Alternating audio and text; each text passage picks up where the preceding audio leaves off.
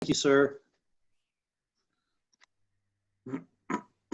Good evening, everyone. This is Jason Burdine.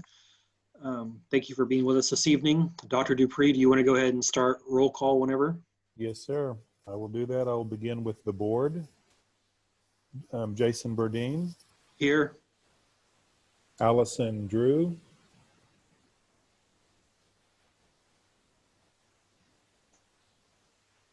I have a visual on Mrs. Drew, so I'm going to count her as present.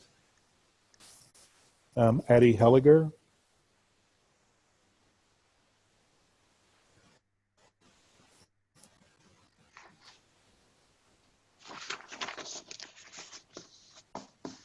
I do not see Mrs. Helliger. Miss Helliger. We'll come back to her, Dr. Dupree. Come back to her. Grail James. This is Grail James, and I'm here. Jim Rice. Present. Dave Rosenthal. Here. Kristen Tossan. Here. And staff, Diana Saavedra. Diana Saavedra, I'm here, Dr. Dupree. Brian Gwynn. This is Brian. I am here. Anthony Indelicato. It's Anthony. I'm present. Beth Martinez. Hi, Beth Martinez. I'm here. Oscar Perez. This is Oscar. I'm here. Long Pham. This is Long. I'm here. David Ryder. This is David Ryder. I'm here. Joe Rodriguez. This is Joe. I'm here. Robert Scamardo. This is Rob Scamardo. I'm present. Veronica Sofer. This is Veronica Sofer. I'm here. Gwen Touche. This is Gwen. I'm here. And Board Counsel Rick Morris.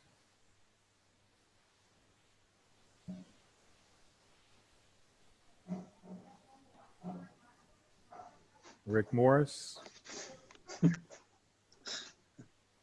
Okay, don't hear him yet. I will go back to Ms. Helliger. Ms. Helliger, are you present? I see her box, but she's not in her box. So I'm going to count her present, assuming she's going to step into that visual very soon. And I'll turn it over to you, Mr. President. Thank you, Dr. Dupree. It is 6 p.m. and this meeting is hereby called to order. We have the presence of a quorum attending on video conference. Notice of this meeting has been posted online for at least 72 hours. On March 16th, 2020, Governor Greg Abbott granted a request by Attorney General Ken Paxton to temporarily suspend a limited number of open meeting laws to the extent necessary to allow telephonic or video conference meetings in response to the coronavirus COVID-19. In accordance with those suspended rules, Fort Bend ISD certifies the following. Although members of the board are not gathered in a central physical location, we do have a quorum in attendance at this meeting by video conference. This meeting is being held by video conference because the convening at one location of a quorum of the governmental body is not appropriate during the COVID-19 public health emergency. Based on current guidance from federal, state, and county authorities concerning large gatherings and social distancing during the COVID-19 public health emergency, there is no established location for an audience to observe the meeting. However, the live meeting is audible and accessible through a YouTube link that was timely and appropriately provided to the public and media as part of the meeting posting, through a news release and via the district website. As we would at any in-person meeting, members of the public who have followed the standard instructions for registering to speak during the public comment portion will be allowed 3 minutes to speak. All other meeting procedures will adhere to the board adopted procedures to the extent practicable. An audio and video recording of this meeting is being made and will be available to the public on the district's website. We will now say the Pledge of Allegiance.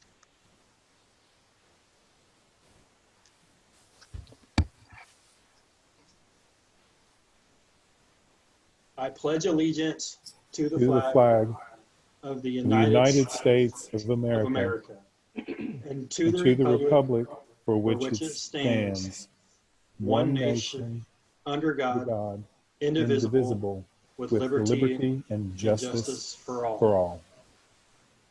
Honor the Texas flag. I pledge allegiance to thee, Texas, one state, under God, one and indivisible. indivisible. Please remain standing for a silent invocation.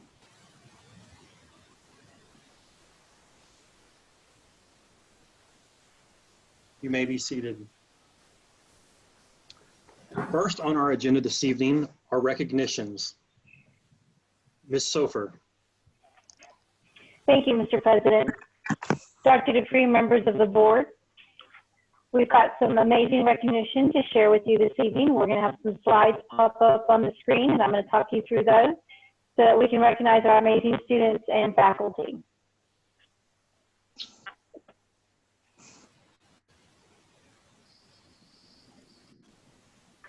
Very good. We're going to start with the heart recognitions that we have. We have from Dulles High School, student Ashamni Javari and her advisor Elizabeth Strange, who's an English teacher at Dulles. And then from Travis High School, we have Meha Amarindalantham and her advisor Lindsay Franco, also an English teacher. And what we'd like to share about this amazing accomplishment is that these students work to design to foster a healthier campus environment. They did a phenomenal job working with the Texas Department of Agriculture, promoting good eating and nutrition, and also awareness of healthy lifestyle. So congratulations to those students. Ms. Next. Sofer, Yes, sir. I'm so sorry. On my end anyway, your voice is breaking up a little bit. Is anyone else hearing that? Yes. Is that a little bit better, sir? Yes, ma'am, that sounds better. Thank you. Okay, very good. Next, we're going to move on to Elkins High School's Junior Achievement Company. This is the EVO, Elkins' very own. They qualified to participate in the Junior Achievement USA National Championship competition, and we'd like to recognize team members Alyssa Lee, Richard Chan, Megan Konveshka, Duran Kong, and Kayla Owanden. Congratulations to those students. Moving on, Quail Valley Middle School. There we go. We have Charlize Lopez. She's an 8th grade student there at Quail Valley Middle School. She was selected as the Prudential Spirit of Community Awards State Honoree. Veronica, Yes, you do not have a good voice connection. It is still very bad on my end. Okay, I'm going to try moving on to a different microphone. Is that better, sir? That's much better. Thank you. Okay, very good. So we have Charlize Lopez, 8th grade student at Quail Valley Middle School. She was selected for the Prudential Spirit of Community Awards, the state honoree for her volunteerism and her community project, Warm Coats, Warm Hearts. Congratulations to Charlize for her hard work. Next, from Dulles High School, we have 3 students who were finalists in the International Science Engineering Fair. We have got to recognize here in this picture, we have Nayal Lakhani, Jainath Pratap, Abaniv Sinha. Our students did a fantastic job in representing Dulles High School. Moving on to Colony Bend Elementary School, we're very proud of our very own Shweta Kare. She was assistant principal again at Colony Bend, and she was named for the Texas Elementary Principals and Supervisors Association's Assistant Principal of the Year. We're very proud of her. Moving on, I'd like to recognize Ms. Bridget Morrison, our Director of Risk Management, and Dr. Julie Guillory, Director of Student Attendance. They were both recognized as the Texas Association of School Business Officials RISE Award recipients. So congratulations to them. They represented Fort Bend ISD very well. Also, some outstanding recognition for the Fort Bend ISD Child Nutrition Department. They were recognized as the Texas Department of Agriculture's Best of the Bunch in the 2019 Texas Department of Agriculture's Farm Fresh Challenge. Good job there. We're going to move on now to some outstanding fine arts recognition. The next few sections here are going to recognize several different categories that we received.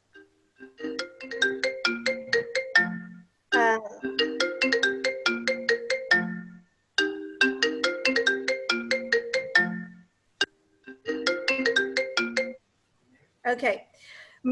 First, we have the Houston Livestock Show and Rodeo Art Show. We have Amaris Shee from Clements High School. This is a colored pencil drawing roped in, and it was crowned the 2020 Reserve Grand Champion.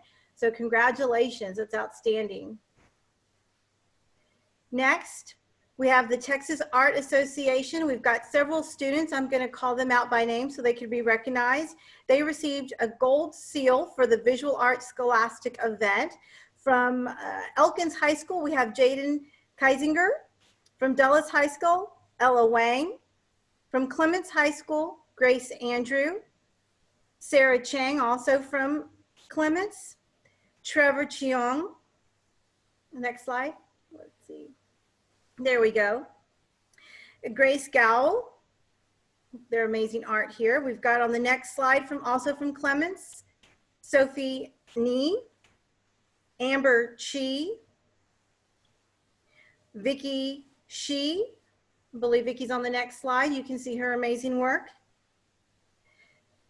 Richard Zhang, Selena Zhang, also from Clements High School. Then from Bush High School, we have Brenda Macedo. Brenda's from Bush High School. I think we need to go one more slide over. And from Travis High School, Fiona Chion. I think Fiona's also on the next slide. Okay, and then from the National Scholastic Arts and Writing Awards, we want to recognize the following students who also were designated as gold medalists. From Clements High School, Jessica Ziang. From Clements High School, Nora Romney. Austin High School, Teresa So. There's Teresa. And then from Clements High School, another outstanding fine arts recognition. It's the 2020 Texas Young Masters. Michelle's amazing work there. She was one of 15 recipients of the 2020 Young Masters Award, so congratulations to her. And then lastly, we'd like to recognize Kaylee Yu from the Congressional Art Competition, representing the 22nd Congressional District. This is from Austin High School. Kaylee did a good job representing Austin High School, and she won the Congressman Olson's 2020 Congressional Art Competition. So congratulations to all of these fine arts students. They did a great job. Beautiful work. That concludes our report, sir. Thank you very much. I wanted to remind our audience this evening, if you're not speaking, to please make sure that you are on mute. Next on the agenda is audience items.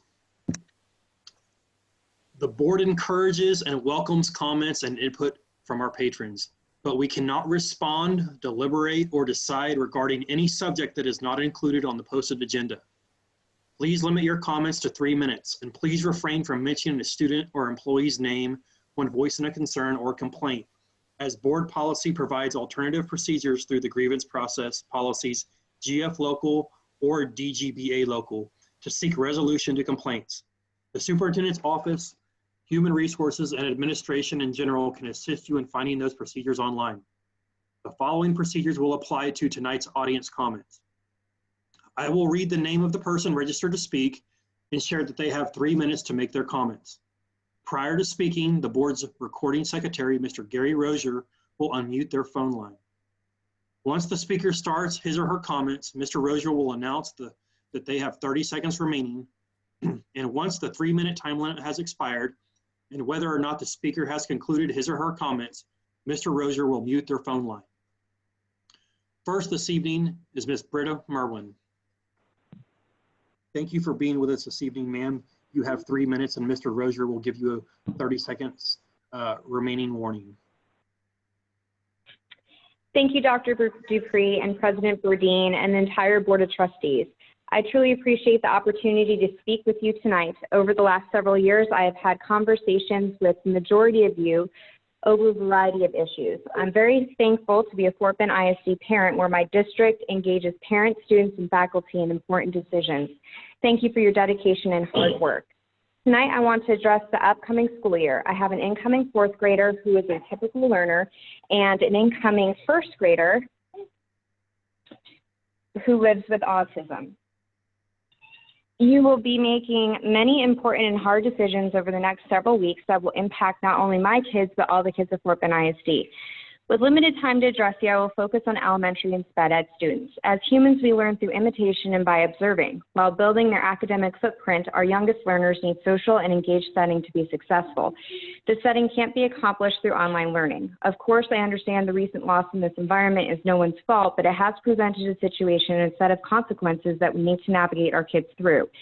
Kids are resilient, but as more disruptions compound, there does come to be a point where disruptions are not sustainable and the price we are paying is too great.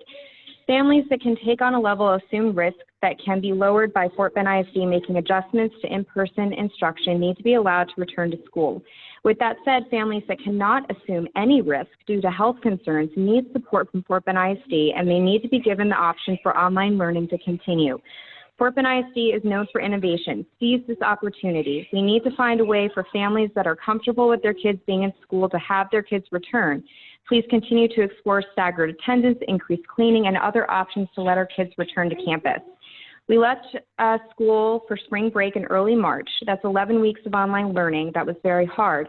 My son has a full IEP, BIP, and AU supplement. He missed 5,775 minutes of in-class support, 2,530 minutes of one-on-one instruction with his resource teacher, and 330 minutes of speech. On top of that, priceless exposure with his peers and academic and behavioral teams. Early education is key for all kids, but especially kids on the spectrum. My son cannot succeed unless he's in the classroom with his teachers, surrounded by typical learning classmates. How can a child that struggles with social skills and speech fit the profile of a graduate through online learning? The simple answer is he can't. With 1 in 54 children living with autism, my son is just one of many Fort Bend ISD students facing this reality. In addition to our AU kids, we have many other sped ed kids that are facing a larger gap in educational and social growth compared to their peers due to the pandemic. So what do we do for our students? Each with unique needs, each with unique experiences and consequences from COVID. We step up to the plate. Fort Bend ISD, inspire, equip, imagine. The truth is, a child's elementary school experience is the very thing that launches their trajectory for their entire academic career. It is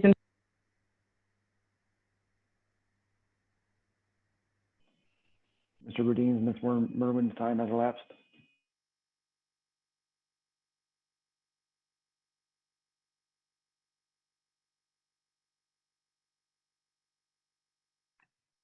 You're muted, Jason. Sorry, thank you. Thank you for speaking tonight, Mrs. Merwin. Next is Mrs. Angie Hanan. You will have 3 minutes to speak, and Mr. Rozier will give you a 30-second warning.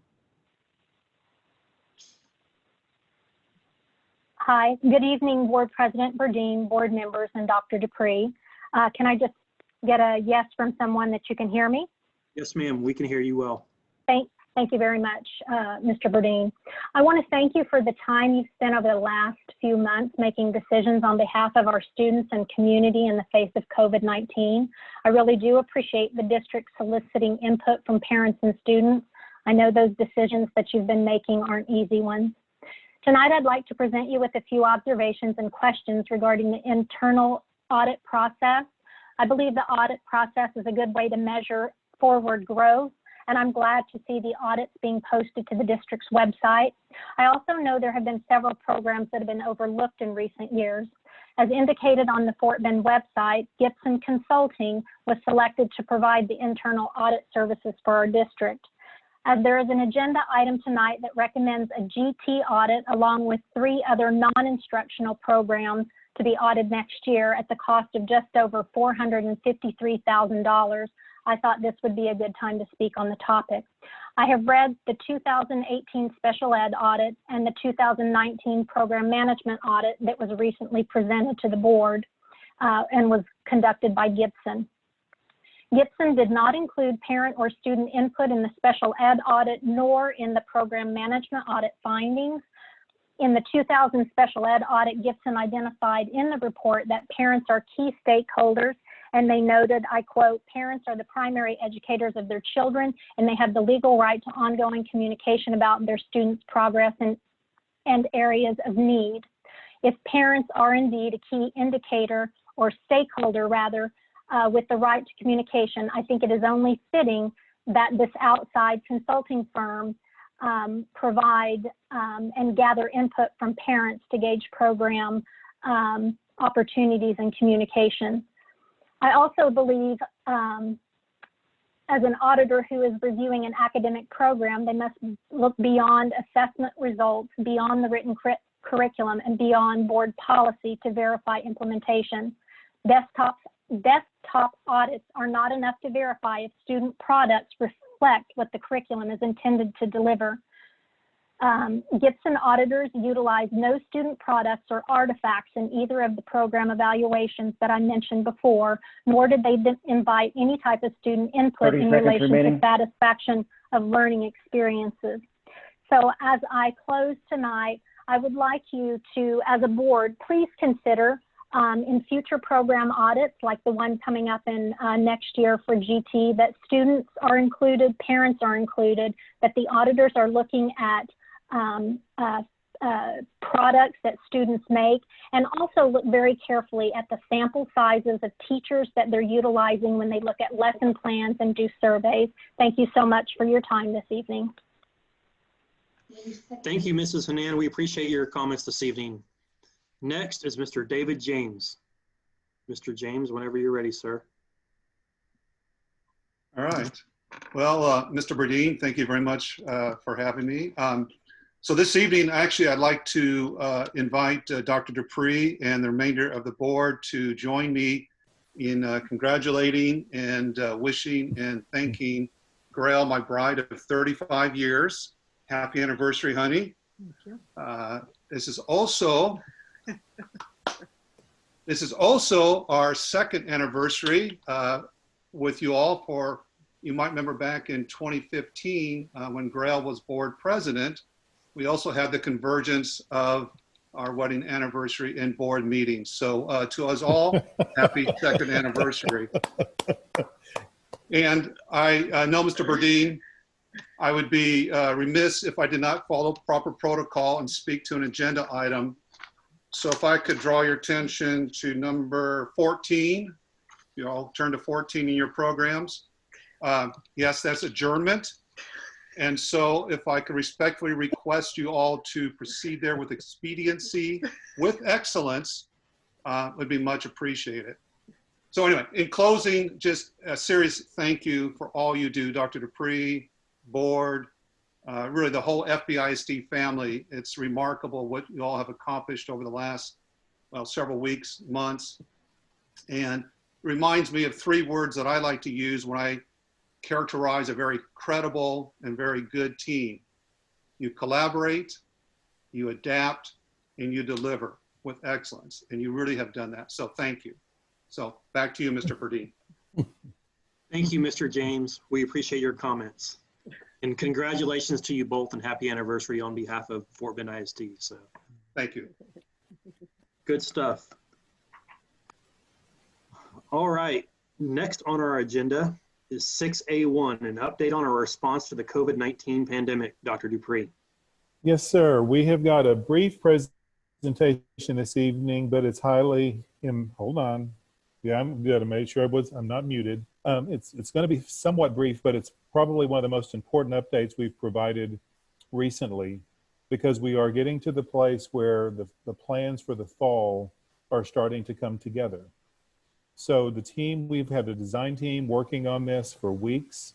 You've heard us talk about, we've talked, you know, the near-term planning, midterm planning, and long-term planning. We're in the throes of long-term planning right now as we consider what August 12th, our first day of school, will look like in Fort Bend. Stephanie Williams is going to go over that in a little more detail, but here's the things I want to make sure you board members and any audience members fully appreciate. The most important thing everyone needs to take in along with this report is lots and lots of adaptability and a flexibility. You're going to hear some things tonight that you might be tempted to say, oh, this is great news. But here's the thing, it's still very flexible, because we have yet to hear details from TEA about what their expectations are and how they're going to fund schools. I have it on good report that the commissioner does plan to present details this coming Thursday or Friday about how he plans to fund and what schools should look like, both synchronous in classroom learning and asynchronous learning from home learning. So there is but until we get, so we've got an amazing framework that our team has put together that I'm exceptionally proud of, that does honor much of our community's feedback. But I also want to share, we still have survey results pending and open from our community. So we're operating from what we know today, and I'm going to continue and persistently ask anybody engaging with this topic to remember it's not done until it's done. And we can really expect it to be a fluid situation right up until teachers come back, and probably a little bit to the first day of school, honestly.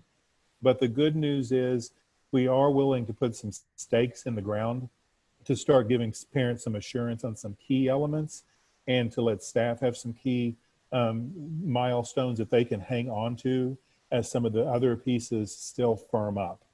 But I want to again thank our team for their remarkable work to put this together, and I'm going to ask Stephanie to take it from here to go over some key elements for your benefit, and then we'll be happy to take questions and discuss further. All right, thank you, Dr. Dupree. Good evening, President Burdine and members of the school board. Gary, would go to the next slide, please. So just to provide an overview of what you'll see in the fall planning update, we'll talk about possible learning models for the fall, review the design team development process. We'll share the assumptions that we know we're making, a framework, as Dr. Dupree said, for the 2020 Future Forward model. We'll detail implementation supports and the work that goes along with them. We will also align to our core belief and commitments, and we'll end with some next steps. So just emphasizing what Dr. Dupree shared at the beginning, tonight we are sharing a framework. This is a conceptual framework to help our community consider what will occur as school opens. As we think about school opening in August, items like childcare are a point of concern for families. I want to reiterate that this is a conceptual framework, not a promise or a commitment. It's designed to help us understand what will happen. When we think about childcare and that major parent concern, the framework will include face-to-face learning at school, but what we don't know yet is the length of the school day, as that has not been determined. It's our goal to have some students in school for a typical day, and the logistics associated with transportation may become a barrier to achieving that goal. So I hope that you'll keep this in mind as we go throughout our planning protocols and share the information with you. So on our path to conceptualizing the fall learning model, we looked at 3 options. The first option was face-to-face, meaning that students would return to school in a traditional school setting with no restrictions. In option 2, we looked at online learning, meaning that all students would return to school using online learning with adapted expectations. These adapted expectations are what we're calling planned improvements based on the stakeholder feedback that Dr. Dupree mentioned. Items like improving the organization of coursework in school, increasing access to live synchronous instruction for our students, limiting the use of online tools, and including progress monitoring supports for students and parents. And then option 3, our hybrid model, is really a combination of face-to-face and online learning with some restrictions tied to social distancing. What we know about a hybrid model is the amount of face-to-face and online instruction would vary by grade level. Basically, the hybrid model pulls together options 1 and 2 in a number of ways and must include restrictions for social distancing. Next slide, please. When we think about the development process, we want everyone to know the time, as Dr. Dupree mentioned, that the design team and many leaders and also parents, students, and families with feedback have engaged in. There were 4 priority criteria that the design team looked at, with the first being learning equity. Equity is our bottom line in Fort Bend ISD. We want to assure that all students have access to learning and the supports that they need for success. Next, related to health and safety, we commit to attending to the physical health and emotional well-being of our staff and students to ensure a safe environment. And then there's the balance between the models and the impact they might have on childcare needs for our families, and that logistical complexity that I mentioned earlier, which would be required based on the guidelines that are out there. An example of this could be a school bus. If a bus could be used at 50% capacity, it might take a little longer to get our children into the school building. Next, the design team engaged in a rigorous stakeholder feedback model using 3 platforms. First, the Thought Exchange platform, a crowdsourcing platform, engaged parents, students, and teachers around questions related to possible learning models and also calendar options. As you all know, we engaged all stakeholders in a survey, and we're currently looking at that data. And then finally, we had focus groups where we engaged in a synchronous environment with parents, students, and teachers to gather feedback around their input on this work. Next, the design team engaged in research. We've been reviewing on a daily and weekly basis the guidelines that TEA is providing for the launch of school in August. In addition, we're looking at health organization recommendations like the CDC for how safety protocols need to be in place to protect our staff and students. And then we've also worked with a research organization, EAB, which is like a research clearinghouse, to analyze some of the models we're looking at and help us compare them against the 4 priorities that I shared with you. Related to stakeholder feedback, we've heard loud and clear that we need improvements to online learning before the fall. We also need to provide a fully online option for students, as one of our speakers tonight referenced, and also that childcare might be an option for many parents.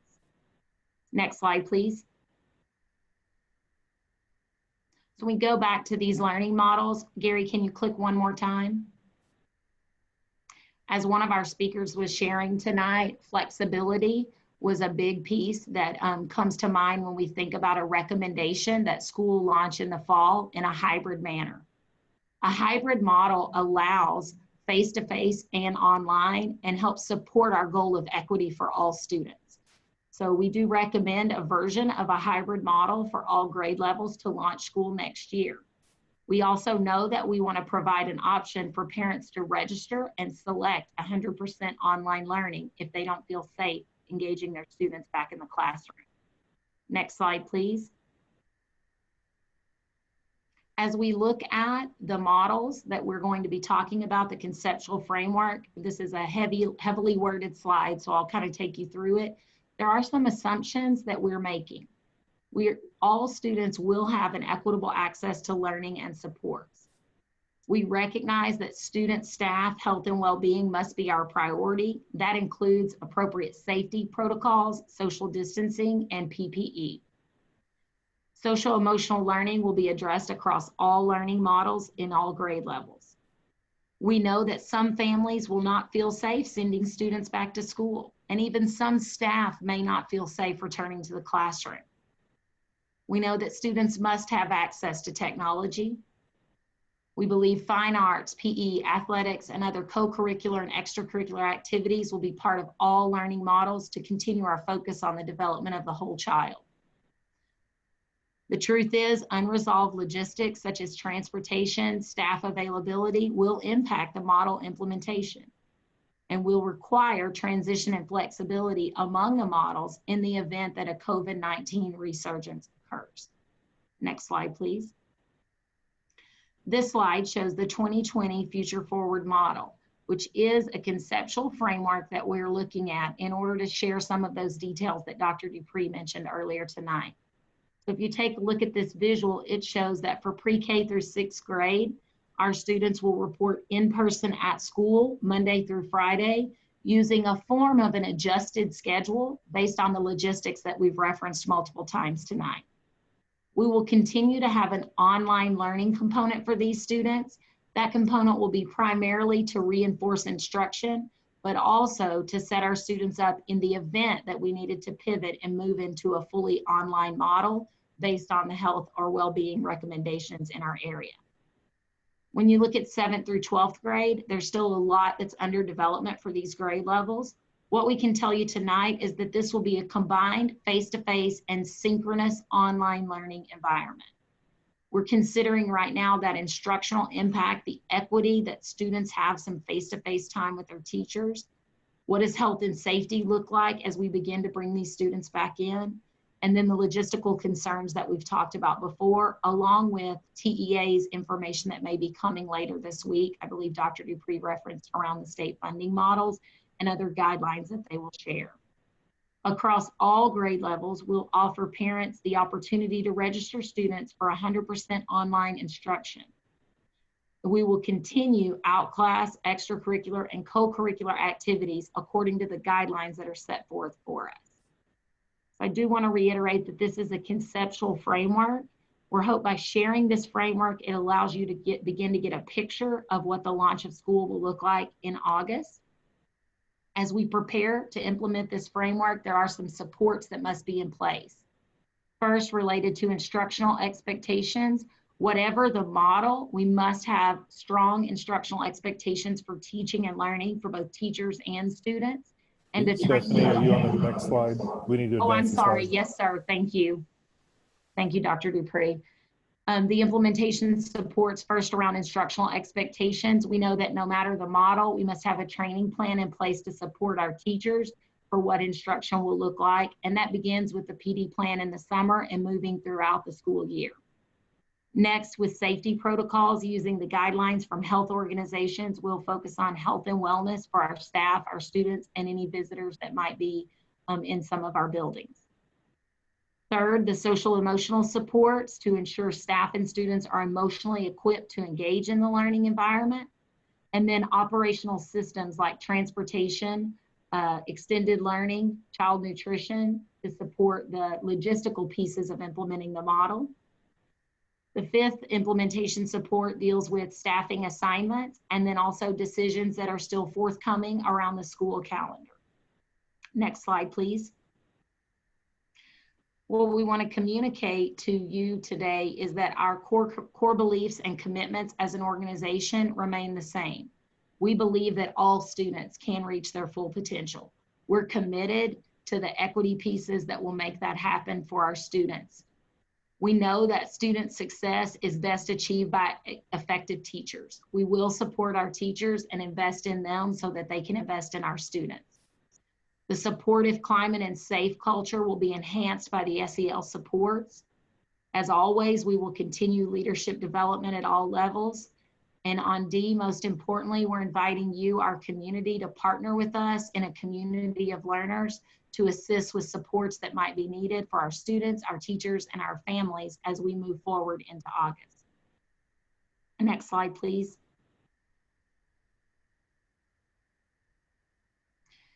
This final slide really shares the work that lies ahead for us as a district. Now that we have a conceptual framework for how we'll engage students in learning, we have to begin the logistical work around operational systems. We'll implement a strong change in project management plan so that we're ready on August 12th to launch school. As TEA continues to release guidelines, we will vet the model and the framework through those guidelines to ensure alignment. And then as more information comes from TEA, we'll be better positioned to make decisions around the school calendar. And then finally, implementation of the model will require some staffing adjustments, which are being defined as part of that logistical work. I want to thank you for the opportunity to share the framework with you. And at this time, we can open for questions. Thank you, Mrs. Williams. We appreciate the presentation this evening. Do we have any questions from any board members? Mr. Burdine, it might be beneficial for me just to fill in a couple of gaps. Stephanie, I think, laid it out very well. But this is our last board meeting until July 20th. So there's going to be a whole lot of work and email updates going to the board. As I've said several times, if necessary, I would ask you, Mr. President, to maybe even do a called meeting at some point if necessary for board action or just to give a good thorough update. But I do think that what we've laid out tonight presents a framework that will allow us to do a great deal of work between now and the next board meeting. And everyone would feel comfortable that they're informed, including the community, about many of these details. And I would renew the commitment I would express again, because I know for many of our parents, we're seeing that there are a lot of people already, they feel good putting their children back in school. And they want to, but many of them also want to know that we're going to have safeguards in place So that's going to be where we're going to have to really refine our effort. But I've made the commitment several times that our true goal is to get as many kids, and we heard a speaker speak to this tonight. It's better for many of our kids to be in school full time. It just is. And despite the number that are doing a great job at home with online learning, and many will choose that, we still have many who will do better by far if we have them in school. And so that's why we're really working hard to get systems in place that would allow for that, even if it means we're educating elementary kids in a middle school building and middle school kids in a high school building. They won't, they wouldn't be interspersed with that population, but we may have to use spaces differently than we currently do to accomplish that goal. Thank you, Dr. Dupree. I think we can all appreciate that there's lots of hard work ahead of us, but I do agree that it's likely that sometime between now and the next board meeting, we will likely have to call a special meeting to get an update and or make any necessary decisions so we can properly plan for the fall as information continues to roll out from the TEA, et cetera. So Mrs. Allison Drew is going to have a question or comment for us first this evening, sir. Go ahead, Mrs. Drew. Thank you, Mr. President. Thank you, Ms. Williams, for that presentation. I know a lot of hard work goes into coming up with that framework. I have more of a question / request. As you guys put together additional information for us, would you be able to, because as I guess as an inherent mathematician, what I hear is we're going from a 1 to maybe 22, a teacher to about 22 students to about 1 to 11 models. And I'd like to hear a little bit more information about if there's going to be a need for additional staff and, budget-wise, what that looks like. I'll speak to that, Ms. Drew, and I appreciate that question because that, as I've been engaging with other superintendents and the commissioner, that is one of the big topics that's coming up is many of our solutions could cost us a great deal of money. And so that is a piece that we'll absolutely be sharing with the board. And I appreciate the way you frame that because that is you've done the math very well. and it's pretty simple that it adds up very quickly when we start adding teachers. So that's one of the most important things we're going to be doing soon is really getting commitments from teachers, honestly, because we've surveyed teachers, but we're going to have to get commitments from teachers directly about are they going to be willing to come back and teach in a classroom, or are they going to choose to use leave and those kinds of things to avoid the contact and potential exposure. Because we're definitely concerned about our students, but we're equally concerned about our teachers. And we can't just act like that's not an issue because many might choose. Some have legitimate health concerns that they can't, and we'll have to engage with them in the appropriate way. But others will still have a fear, even though they may be physically able. And we're going to have to navigate that carefully because I've said repeatedly, I do not want to lose good staff over this issue. We want to be able to honor staff's needs and requests in that regard. But in the end, you are exactly right. Any shift in how we use staff and any reduction in class size will result in budget increases. So it's very possible we could be back to the board in July, August, or September with potential budget amendments to address these issues. But we will definitely keep you informed each step of the way.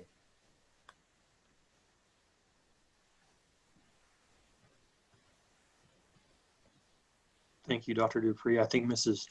Drew, okay. I'm back. All right.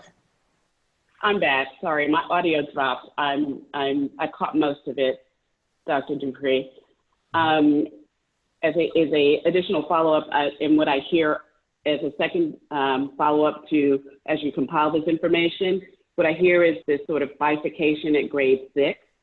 And so I'm interested in maybe hearing a little bit more about how you would work with things like, I know in fine arts, things like band, you have students that are in maybe a band where you have 7th graders and 6th graders and what that would look like and how we would be, paying attention to those types of things and approaching those types of things. Very good. We'll absolutely provide that level of detail.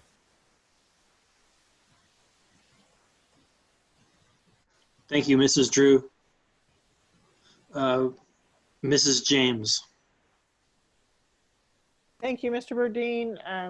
And thank you, Mrs. Williams, for excellent presentation and for kind of laying out some framework for us.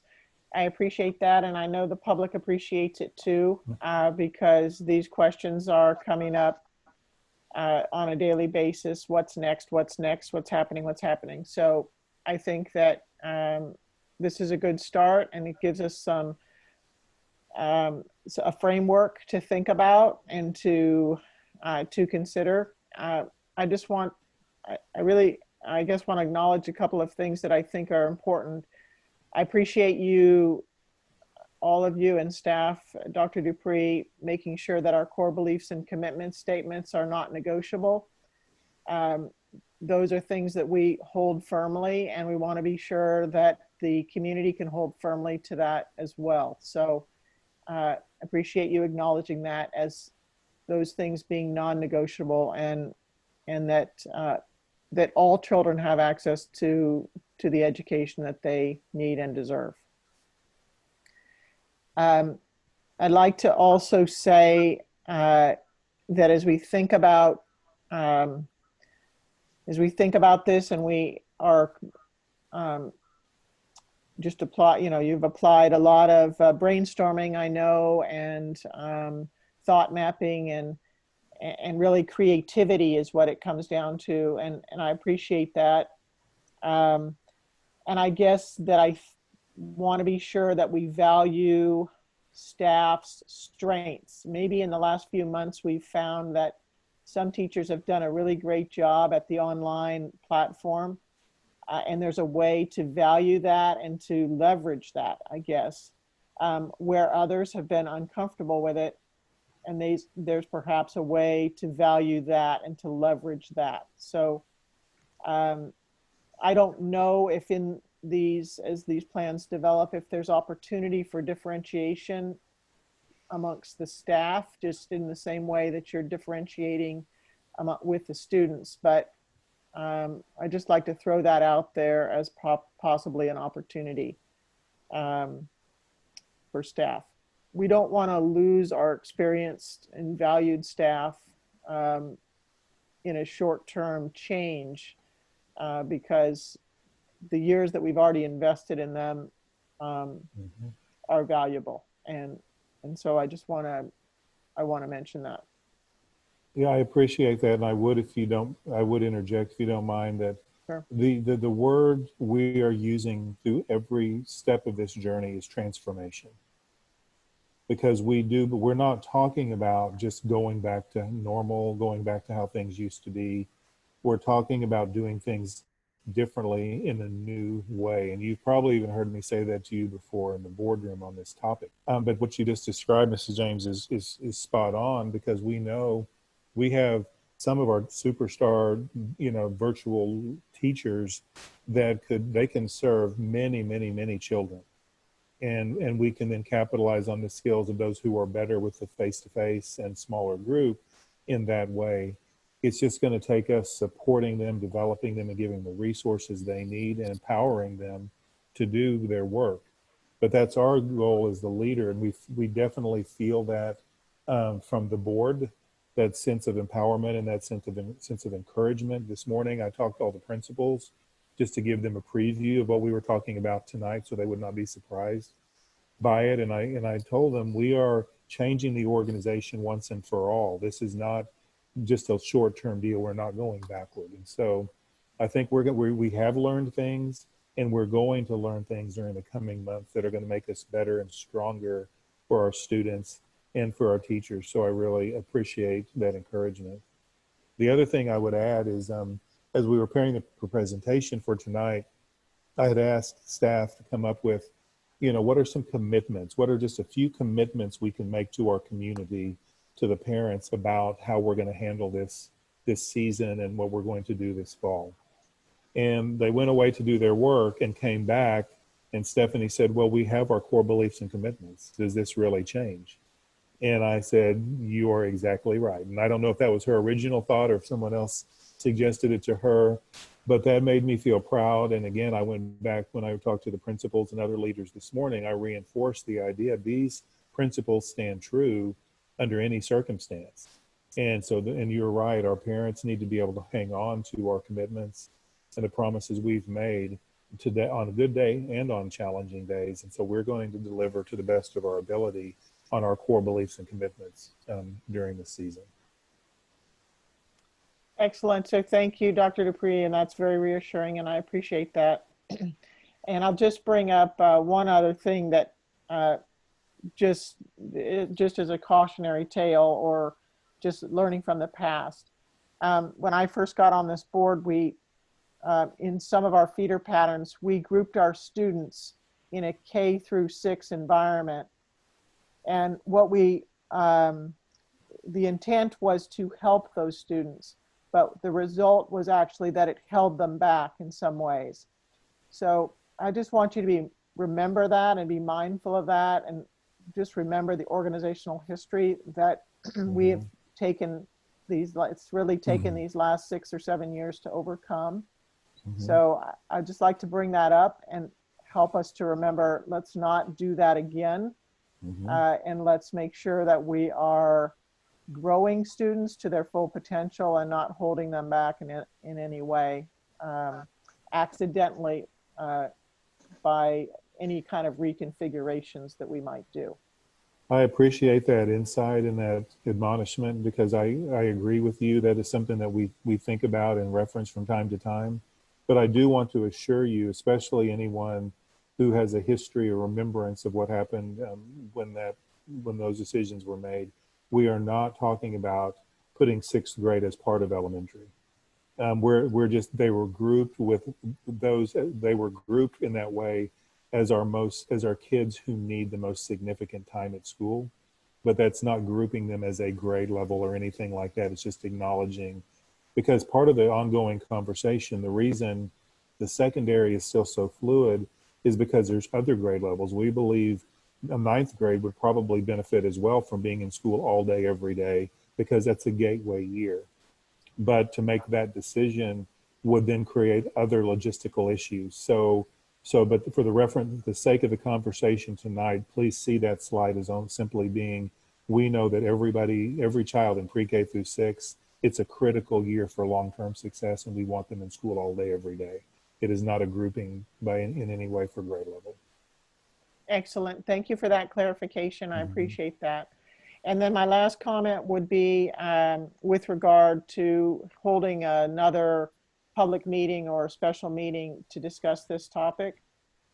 While I think that memos or information or emails to the board can be useful and helpful, I don't think that that meets everybody's needs. And I do think that having an opportunity for the public to understand the plans as they're being developed and to have periodic check-ins is an important step, not just on the day that the decision needs to be made, but as time goes on. And I know you have used video and other forms of communication to parents, and that's good, but that's not the entire community. And there are community stakeholders that we need to have partner with us over this journey of this next year, whatever that might look like. And so I think the more like a public meeting we can get information out, I think it is to our advantage, and it would be advantageous to our organization. So I'm open to a special meeting if it seems that it's appropriate for discussion of this topic. And that concludes my comments. Thank you very much. Thank you, Mrs. James.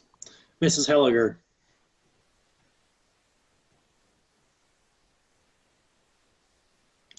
There you go. All right, yeah, I was trying to get to the mute. Sorry about it, I'm a little slow.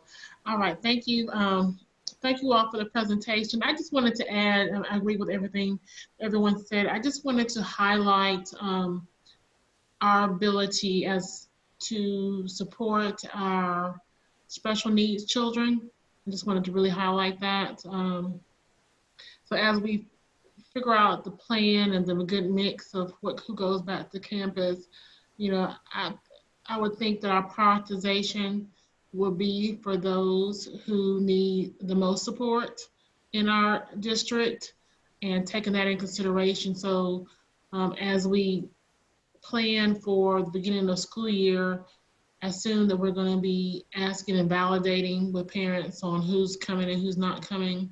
And with that process, we make a special attention to our students with IEPs in order to ensure that we get them, give them the priority of support, in my opinion, in order for them to ensure that they're successful.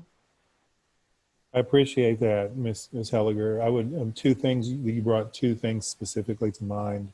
One being that we are considering how to get a commitment from families sooner than later. I don't think we can wait until the first week of August. I think we're going to perhaps have to do some type of special registration, maybe in late June, early July, probably, to accomplish what you've asked there, to make sure that we know who's planning to come and who we're going to need to serve at home. And frankly, in some cases, we may have to work with a parent to set up special arrangements for their children to come to school to have their services provided, even if they don't want them there full time. Because that is one of our greatest concerns. And as we heard from the parent speaker tonight, that is one of the greatest issues, is our children who require extensive special services. And so your point is well taken, and we're definitely trying to determine how to accomplish that. The other thing I wanted to speak to that you addressed, that it brought to mind, that you've heard us talk about equity, but I want to make sure the board hears that we are not thinking equity, even in a broad brush, that this is a one-size-fits-all addressing even equity, because we may have to implement different systems and different solutions in different feeder patterns and in different schools based on the needs of the children.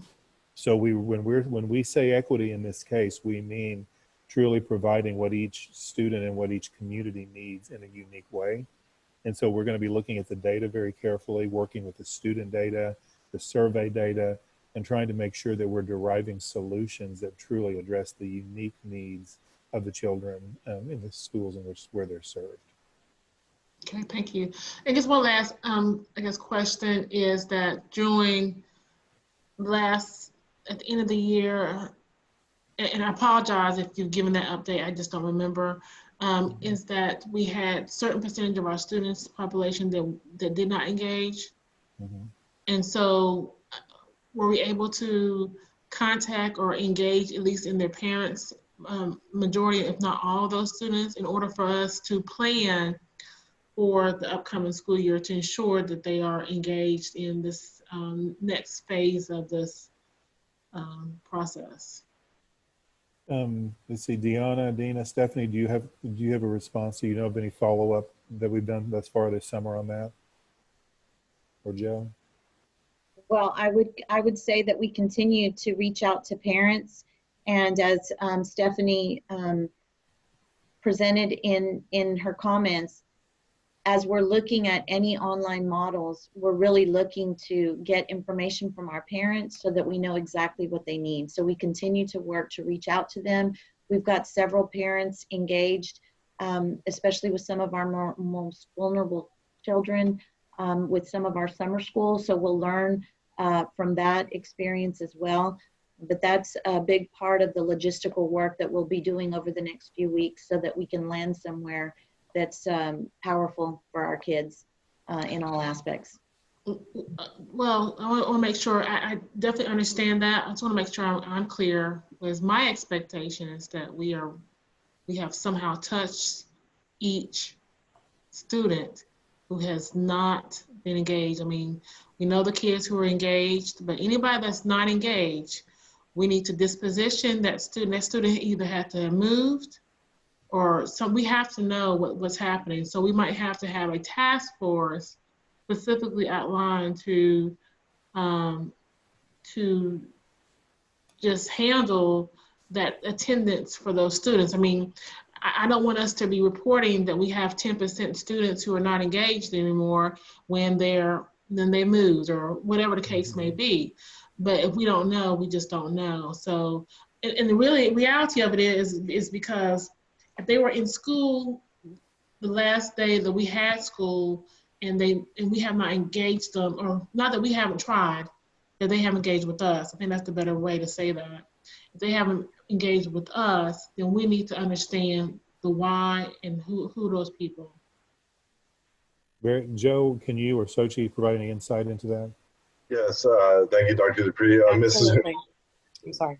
Go ahead, Joe. I'm sorry. Mrs. Helliger, so even up until the last day of school, we were still attempting to make contact with some of these students. We had a different tiered system that we were utilizing. Obviously, the first tier were having our teachers attempting to communicate with parents. We also had our counselors making some of the contact that was necessary, and we also utilized some of our central office staff to conduct and to actually make home visits for some of these students. And the home visits were really more of a welfare check, and that was the third tier of the process that we had. And even last week, I personally was communicating with a mother who was trying to resolve the issue that she was having, and it was a technical issue that she was having. So we're still having those conversations. We do maintain a list. Obviously, throughout the summer, there's a lot of movement that occurs, not only within the district, but some of our families leave the district, and then we have families that join our school district. So we're going to continue to do the work that we were doing, and that work's going to continue all the way up until the fall with some of these new families that we have joining us here in Fort Bend ISD. Yeah, thank you for sharing that. I definitely just don't want anybody to use this as an opportunity to fall by the wayside, for lack of better words, to drop out, especially some of our older teenage children. That's one of my biggest concerns. And so I know that we are trying. We just got to figure out a way to engage. And is there a way, if we're doing home visits, then I guess my expectation would be that number would be extremely low of who we have not been able to engage in. I don't have those numbers. You haven't provided those numbers to me. We can, if you could, that would be helpful. But I would like to see that those numbers of who we have not had a chance to commit to, or at least to touch, and figure that out. Because you're right, some of the students will leave. So, I just don't want to use COVID-19 or this online learning as an excuse for those students not to engage. Yes, absolutely. We all agree. Dr. Rodriguez, is there anything else you would like to add? Good evening, Ms. Helliger. I just want to say thank you for your interest in expressing the need to re-engage these students or check up on these students. And that was a concern for the Department of Student Affairs. So we used as many folks as we could from the department, including our attendance specialist and our partnership with our Saved by the Bell attendance folks. Okay. And for those students that the principal could not contact, we asked for the principals to give us a list of those students. And then we meticulously went through the list and went one by one and sent our attendance specialists out to visit with the student, of course, using PPE, but visit with the family or with the student to ask what we could do to provide them support so that they could re-engage, or if their circumstances needed additional supports, that we also had counselors on hand that could provide wraparound services. So we have hit all of the high schools. We have done, I want to say 90% of the middle schools, and for the elementary schools, our list were not that great. What happened was that most of the parents, when they were contacted many times from the campus, had either moved or did not have working numbers, in which case they sent out staff to just check to see if they were still at those at the houses. So we first started with seniors and went all the way down to our middle school, and elementary school was very few, but we did go to those that the principals really felt like we needed to provide additional support. Thank you so much for providing that feedback. I mean, that shows that that we will put in the work. I know this takes a lot of work for our staff members to do that. And so I commend you guys and I appreciate that. But it's definitely necessary for us to do that as a district. And so thank you for that update. I appreciate it. Thank you, Ms. Helliger. Ms. Helliger, I have some additional information as well, that when our district sent the survey out to parents to engage with them around challenges they've had and any feedback regarding our plans for next school year as we continue to make those decisions, we did set up a call team, and we reached out and called thousands of parents from feeder patterns that we generally have had a lower response rate to make sure that they did indeed receive the survey and kind of walk them through if they had any questions. And so we've since, the most important thing is to make sure that all of our feeder patterns have been able to share their, feelings on what has worked well this past year and what can we get better at. So we can take all that into consideration as we finalize next year's plan. So we did have a coordinated effort to make sure we called as many parents as possible before the deadline to help guide us in terms of next steps. Thank you. And so just one last thing, you may need to say that, and I apologize because I normally like to limit my response to 2 things. But I want to make sure that our families and parents know that we talked about this, I think, our last board meeting, is that we were going to engage in a different format than we have during the COVID-19, during the response itself, because this time we've had opportunities to plan. And so the expectation is that the engagement is different. And so our parents should expect that they're going to have different tiers of engagement. It's going to be very similar across the board, meaning versus one side of the district versus another side of the district, that you're going to have that same level of engagement. So, I'm just trying to make sure that we don't hear, well, at X high school, they're doing all these wonderful things, and in this high school here, we're not doing the similar things. So I just want to make sure that it is not only equitable for how we set up the process that we come back to school, but it's equitable in how we are engaging the students as well. I appreciate that, and that kind of leads to the closing comment I wanted to make, Ms. Helliger, in response to your questions and observations. And that is, next year will look very different, because everything we're hearing from TEA thus far is that all the compulsory attendance rules will be in place. This will not be a matter of who's engaging, who's not engaging, because students who don't choose to engage, at that point, they will be truant, and all the usual processes and systems kick in, because the 90% rule, all the normal systems will be in place come the fall, whether they're learning at home or at school.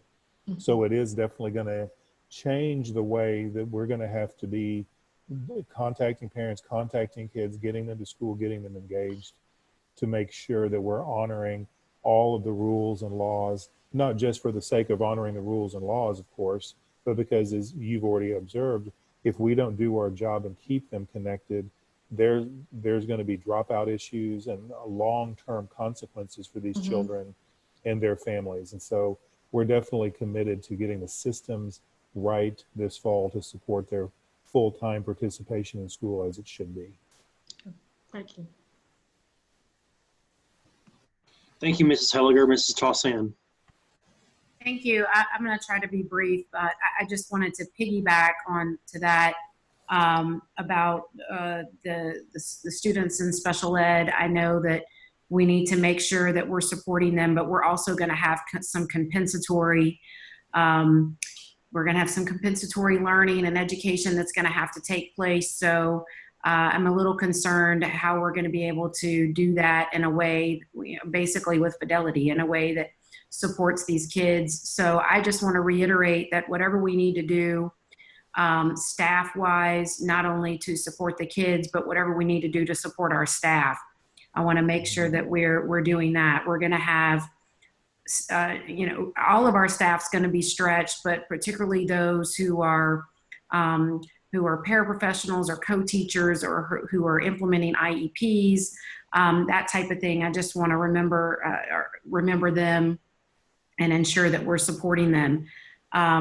In addition to that, I don't know how this always happens, but now I'm going to have a 9th grader. So she's going to be in a transition year. Hannah always seems to be in wherever these kind of emergencies happen, or when we're rezoning or whatever we're doing.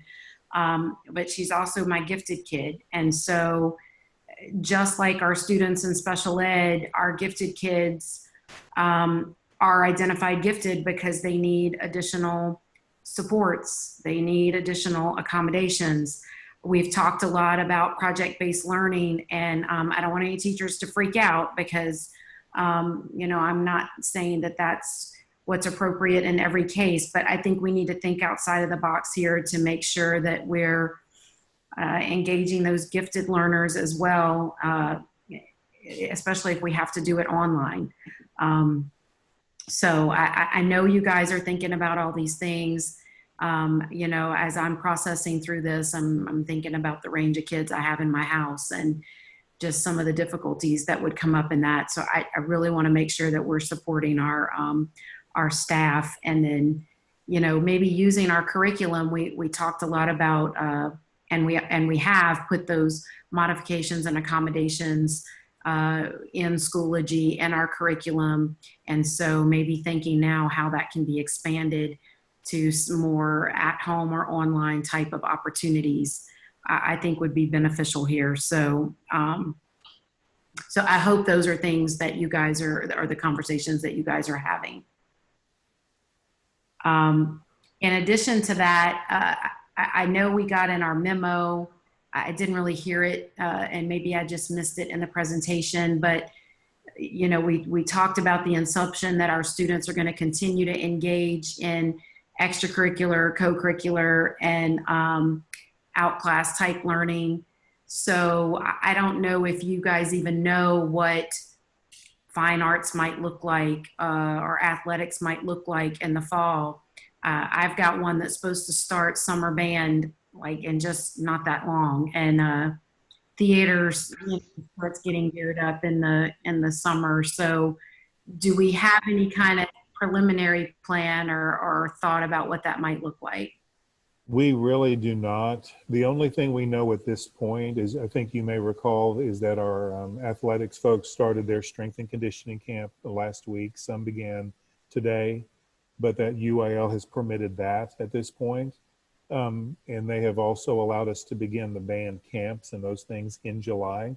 So there's not been a lot of detail from the organization, because what we found is our band directors are providing a lot of that as those plans come together for the specific students. But UIL is still pending any final decisions or guidance regarding actual marching band competitions and rehearsals. And of course, athletics, volleyball, football, those things. We haven't heard any details yet about what a season could or would look like at this point. I expect that once the commissioner makes his announcements coming later this week, hopefully, then we'll start seeing UIL come to bear with more details about their planning. Well, so that's what I was going to ask. Has any of that been discussed in your daily conversations with TE and Commissioner Moran? I mean, I guess they're not even thinking about it. So I would like for our team, I'd like to challenge our team to start thinking about that then. I mean, I don't know what UIL is going to do. I don't know what competition is going to look like, but that is a huge part of education. And the last thing I want is, regardless of whether our students are able to compete, to lose that entire chunk of educating our students in that way. It would be devastating to my kids alone, and I know thousands of other kids around the district. So I assume you guys are having those conversations. No, you do not need to worry about that. Perhaps you did not see the slide, but it was in the presentation this evening, and Stephanie mention that all of the full complement of fine arts, athletics, co-curricular, extracurricular they will be part of our programming. And Okay. we'll do our best to not limit them, but UIL will guide some of that in the state. But no, absolutely, we're going to hold, and I told the principals that this morning, because you know as well as I do, sometimes in crisis, the inclination is to pull back on some of those areas. But our direction has been we will not pull back. Those are vital, as you mentioned, to just the engagement and success and education of our children. Well, I appreciate that. So I did see the slide, and I just wanted to make sure that it was going to Absolutely. as much attention as. So, and the last question I have, or just confirmation, I guess I want to make here, is that we are planning to keep our start date. Is that correct? Yes, ma'am. Yes, as of now, and I don't expect that to change, honestly. It's just we already, because we're a district of innovation, we were already earlier than that later August start. Right. And so a few districts I know are moving very early in August, but we have no intention of doing that.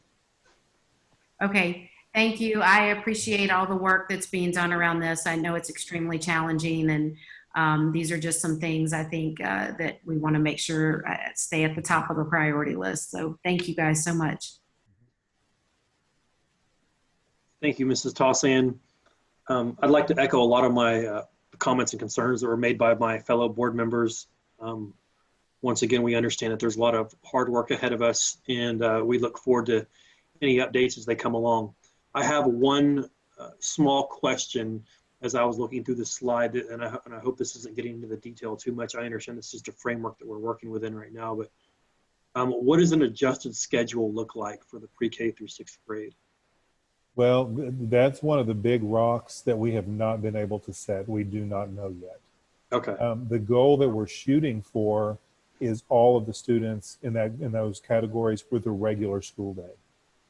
But it's very possible, based on any restrictions on how we can use buses, for example, if we can't load up a bus completely, or if we have to run students in 2 half-day cycles or something, it may be an adjusted schedule. We're trying to set expectations that it may not be a full school day, but our goal is to get to a full school day if at all possible. All right, thank you, sir. Once again, we appreciate the presentation. Thank you for all y'all's hard work. Thank you. We're going to move along to 6A2, our COVID-19 procurement update, Dr. Dupree. Yes, sir. Let's see. Brian, do you want to review that quickly? I know it's not a lot. Yes, sir. So just as a reminder to the board, back on March 13th, the board did approve a resolution of emergency declaration. And at the time that declaration was made, staff indicated that we would be coming back with a regular report on expenditures made. We reported in April that we made just under $46,000 in expenditures based on that resolution. And in May, we made $572 in expenditures to one of the same vendors that we had made in April. And I'll be happy to answer any questions that the board may have. Thank you, Mr. Gwynn. Do we have any questions or comments from any board members? All right, moving along to 6B1, our Gifted and Talented Program 5-year plan update, sir. Yes, sir.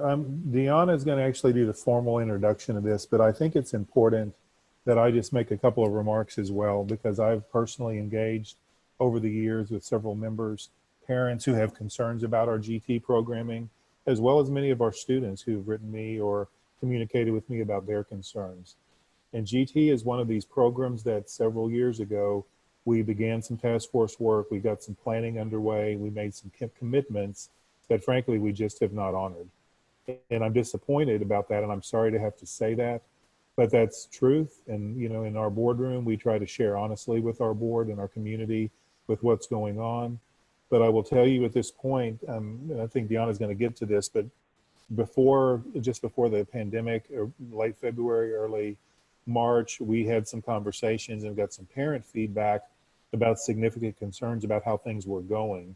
And it looked very different than I understood it was going to be going, as well as Deanna.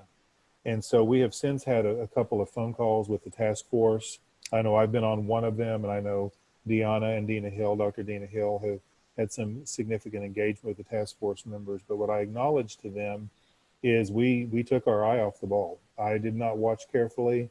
Deanna was not paying close attention, and it just did not go well. And so I regret that deeply. And frankly, it frustrates me and hurts me, because I know we have children counting on us to meet their needs and to serve them better than we have been in this area.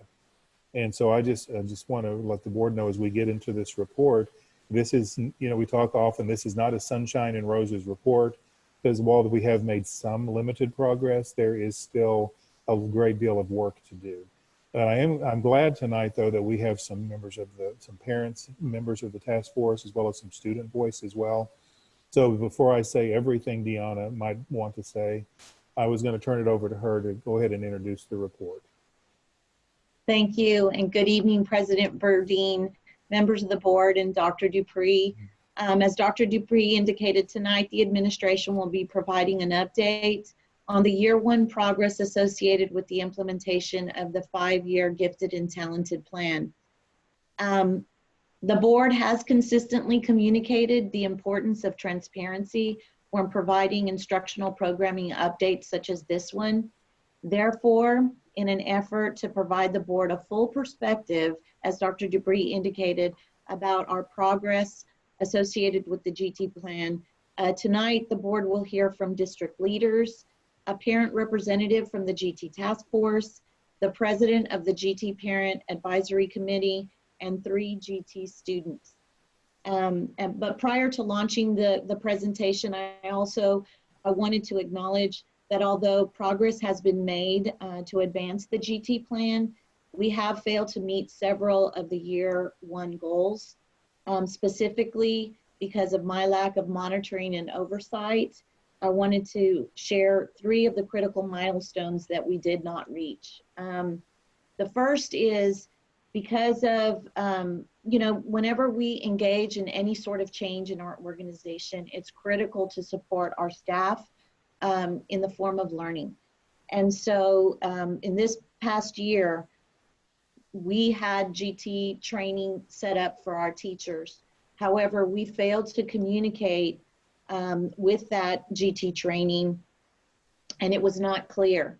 Therefore, the 3 hours that were set aside and planned specifically to provide teachers with an overview of the GT plan and the GT learning plan rollout was not completed by all teachers. So because of that impacted also our GT learning plans and the rollout there.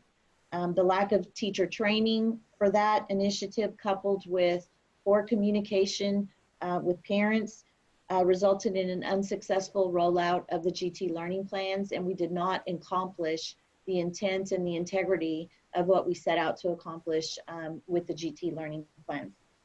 Thirdly, because of miscommunication regarding the frequency of the GT task force meetings and the absence again of monitoring systems, this resulted in a lack of progress regarding the expansion of acceleration options beyond the current content-based or CBA options for GT students. So please know, as Dr. Dupree indicated, the district remains committed to addressing the needs of our GT students, and we pledge to do better. We must do better. We have to do better. I do want to acknowledge and thank all of the members of the task force, all of our parents and our students who continue to invest their time and to engage and partner with us as we work towards improving our GT programming. At this time, I would like to hand the presentation over to Dr. Dina Hill. As Dr. Dupree indicated, she has worked with Lori Westfall, our director, over the last several weeks and months to authentically engage with our task force members and our GT PAC so that we can center our efforts and honor our commitments. She's going to provide you some more detail about the GT plan, share some successes, elaborate on some of our areas where we kind of missed the mark and we dropped the ball. So at this time, Dr. Hill, I'm going to hand it over to you so that you can share the plan, introduce our speakers. Are you out there? Yeah. Okay. All right. Well, thank you. Thank you, Deanna, President Burdine, Board of Trustees, and Dr. Dupree. Thank you for giving us the opportunity tonight to bring you an update on the GT plan. I do want to remind you, just in the interest of time, we did also provide a memo that has more specific metrics and updates on those metrics. And so that can be found in your board with your board documents. I'm not going to get into all the specific metrics tonight because we definitely want to spend time to hear from our parents and our students. Next slide, please, Gary. Okay, so when we think about the 5-year plan for GT, I just want to highlight and remind you of some of the components that we're working on, and this was for year 1. So I'll just start with the Innovation Hour curriculum. And for those of you who may not remember, Innovation Hour is an opportunity for our GT students to spend time with other GT students or their peers on a weekly basis. And we've built curriculum that facilitates the students being able to research and develop projects that are based on their choice and their interests. So the Innovation Hour is, was a big project for us this year, and it's been successful, and we're going to be piloting next year, and I'll talk about that a little bit later. Next is our communication plan, and we definitely, this is an area that we know we still need to work on communications, and it seems like as soon as we roll something out or we do something, we step back and we recognize another learning opportunity to communicate better. Some of the things that we've been working on this year, though, is we've revised our website, and we've created additional resources for parents and teachers, created a Twitter feed. We send a monthly newsletter to our parents, and one of the things that we learned about that monthly newsletter is it was an opt-in newsletter, and we've since changed that so that all parents with students that are identified as GT get a copy of that. And just really trying to stay more connected and communicating with our parents about the 5-year plan, about the board policy related to GT, and all of the administrative guidelines. We feel like that's an area that continues to need work. The GT Crosswalk tool is a walkthrough document that really helps us monitor the fidelity of GT services. And we've been working on that as well, and how we can implement that into the campus support team process as we support campuses on various implementations. Our GT Parent Series is a monthly event where we include parents and students and families, and we do different kind of opportunities. It's not necessarily a training, but museum night or some other event where parents and students can get engaged. And so we've been working on that this year. Our GT mentorship program, which is for GT seniors, and it's based on an application process. And this is an opportunity for seniors to, to select and conduct an in-depth research project while working with an expert mentor in the field. Our GT learning plans, which Deanna alluded to earlier, are basically, almost an individual plan that students create along with their teachers and parents to develop an academic and effective goal they want to pursue. The Texas Performance Standards Project, which is TPSP, integration in grades 1 through 5 extensions. And if you recall, the TPSP is really a set of performance standards, curriculum, and assessments that helps students, or helps differentiate the instruction and helps students deepen their learning. And so the adding those grade 1 through 5 extensions into the curriculum to further facilitate that. Deanna also mentioned the acceleration work, and so when we talk about acceleration, we're talking about ways that we can provide students the opportunity to move through the content at a pace that meets their needs. Right now we have credit-based exam as one way that students can accelerate, but we are exploring other opportunities for acceleration. Our secondary curriculum, if you recall, with GT at the secondary level, which you may hear from some of our students tonight, is only available in pre-AP and AP classes. And so we're working on different ways that we can serve students at the secondary level who are identified as GT. When we talk about local norms, we're talking about ways to improve our overall GT identification. And so we have established our local norms, and we're on track with that piece, and we have seen an uptick in our identification at campuses.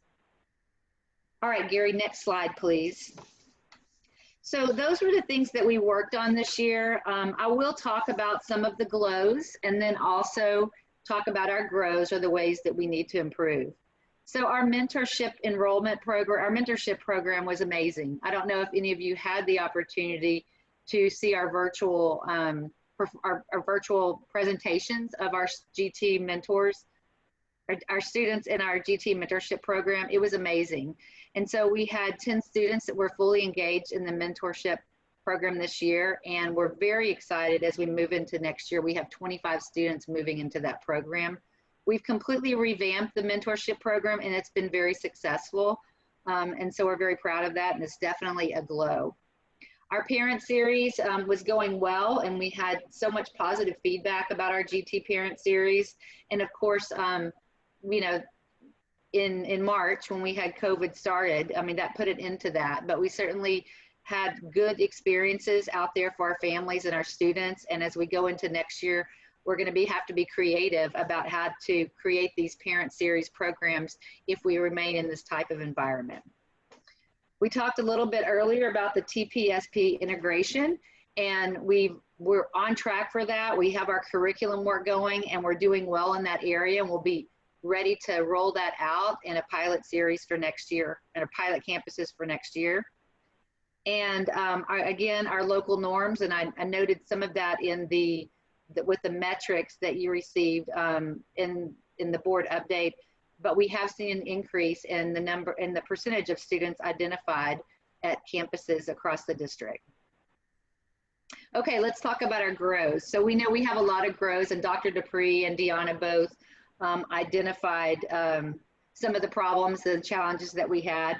And, you know, and I'll just say, I'll be quite honest. I started working with the GT department in January, and I didn't recognize the significance of some of the challenges until I started hearing from some of our parents that are involved with the task force. And they really gave me the perspective of how much work we have to do. And so the GT learning plan was truly an implementation failure.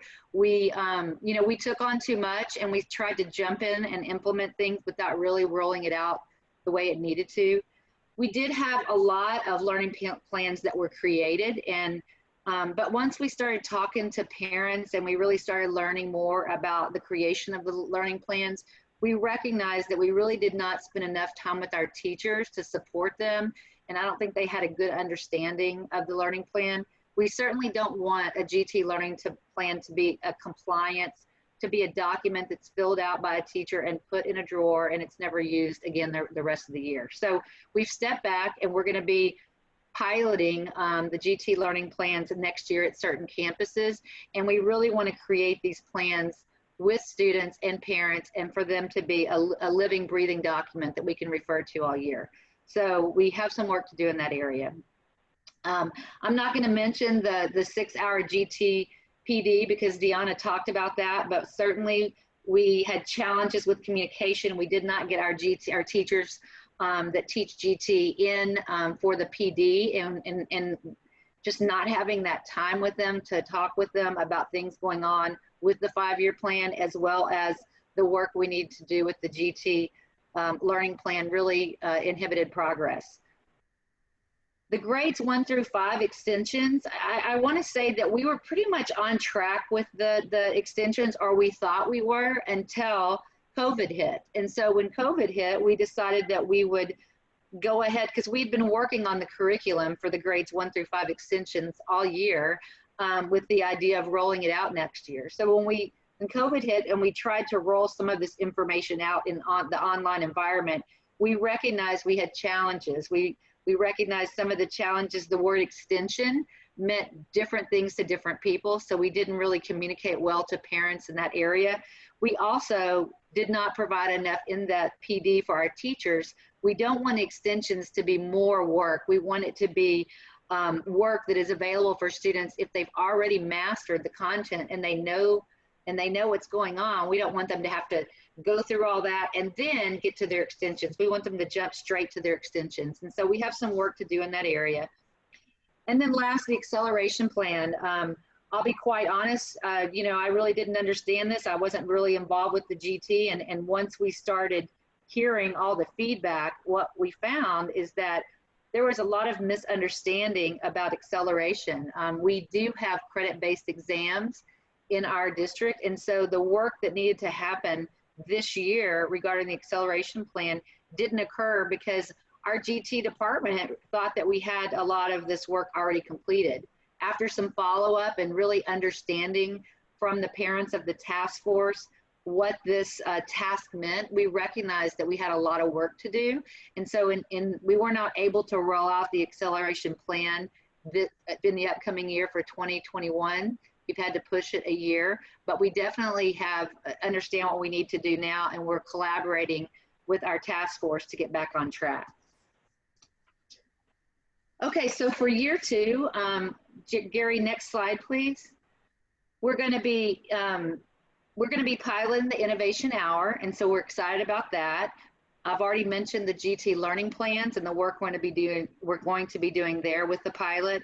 We're going to continue with our communication plan and working to ensure that we do communicate and we really are able. I mean, one of the things we talked about is when a parent is on our website or they're researching Fort Bend and they want to make a determination about whether they're coming to our district or another because of GT, are we really sharing our story? Are we really telling parents where we are and where we're headed? And so that's one of the things that we're working on, as well as just continuing to gather that stakeholder feedback and really make sure that we're rolling up our sleeves and working with parents on GT implementation. One of the things on this slide that I did not, I should have really put the stakeholder feedback with the communication piece. So I do want to talk about stakeholder feedback, and this is really just really monitoring and gathering feedback from my stakeholders on what worked well and what didn't work well as we continue to improve. And also, a lot of that has to do with our task force. And I'll talk about that in just a second. I talked about the GT crosswalk tool. Originally, we were going to create a separate document, but now we've integrated that into the campus support team process. And so assuming that we'll get back to school at some point, I'm not sure how yet we're going to do our CST process this year, but GT will be part of that. So as we're out supporting campuses, we'll also be able to look at and learn about GT, the GT implementation. And then our secondary GT curriculum, we're working on that piece with year 2. A lot of that is planning and trying to roll out at the secondary level for next year. Our goal will be to create some courses that will meet the needs of our GT students that are in addition to a pre-AP course. And then what I didn't include on this slide, and I should have, is the acceleration piece. Although we're not implementing an acceleration pilot for this upcoming school year, the work we're doing with acceleration continues, and it'll prepare us to implement for 21-22, as well as the TPSP and the extensions for grades 1 through 5. The work continues, and we are actually piloting the extensions for grades 1 through 5 for next year. Okay, next slide, Gary. All right, so when we talk about the task force, I just wanted to give you a frame of reference because this task force and the parents involved in this task force have really done great things and really given us a framework and a blueprint for what we should be doing in the area of GT. So this started back, and as you can see with this timeline, back in 2017. And I'm not going to go through all of this, but I just want to highlight that the task force members have been instrumental in creating and giving recommendations to the board about revising policy, the EHBB, as well as working with an outside expert, Dr. Lynette Breedlove in the area of GT. She came in and really helped as we developed the 5-year plan. And then finally, they were instrumental, the task force, in developing the EHBB procedures. And so some of the work that we are doing right now is just making sure that not only our GT task force, but our campus administrators know and understand EHBB and the administrative procedures, and make sure that we're all aware of the implementation. Next slide, Gary. Okay, so the GT task force this year for 1920, I will say that, you know, we should have been meeting monthly and we weren't. And so that was some of the challenges with really not having a collaborative model.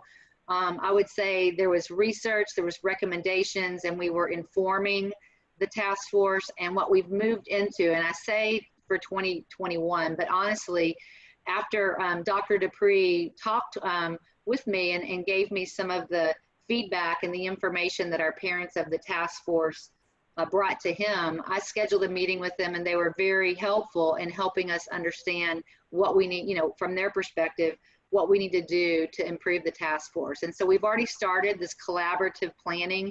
We are working together to create things and to create to implement the 5-year plan.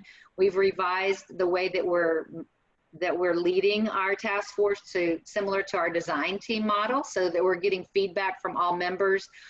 Although we're meeting once a month for our task force, our subcommittees are meeting weekly. We've also revisited the membership to ensure that we have the right folks at the table. And then, as I said, we've had the monthly meetings. Next slide, Gary.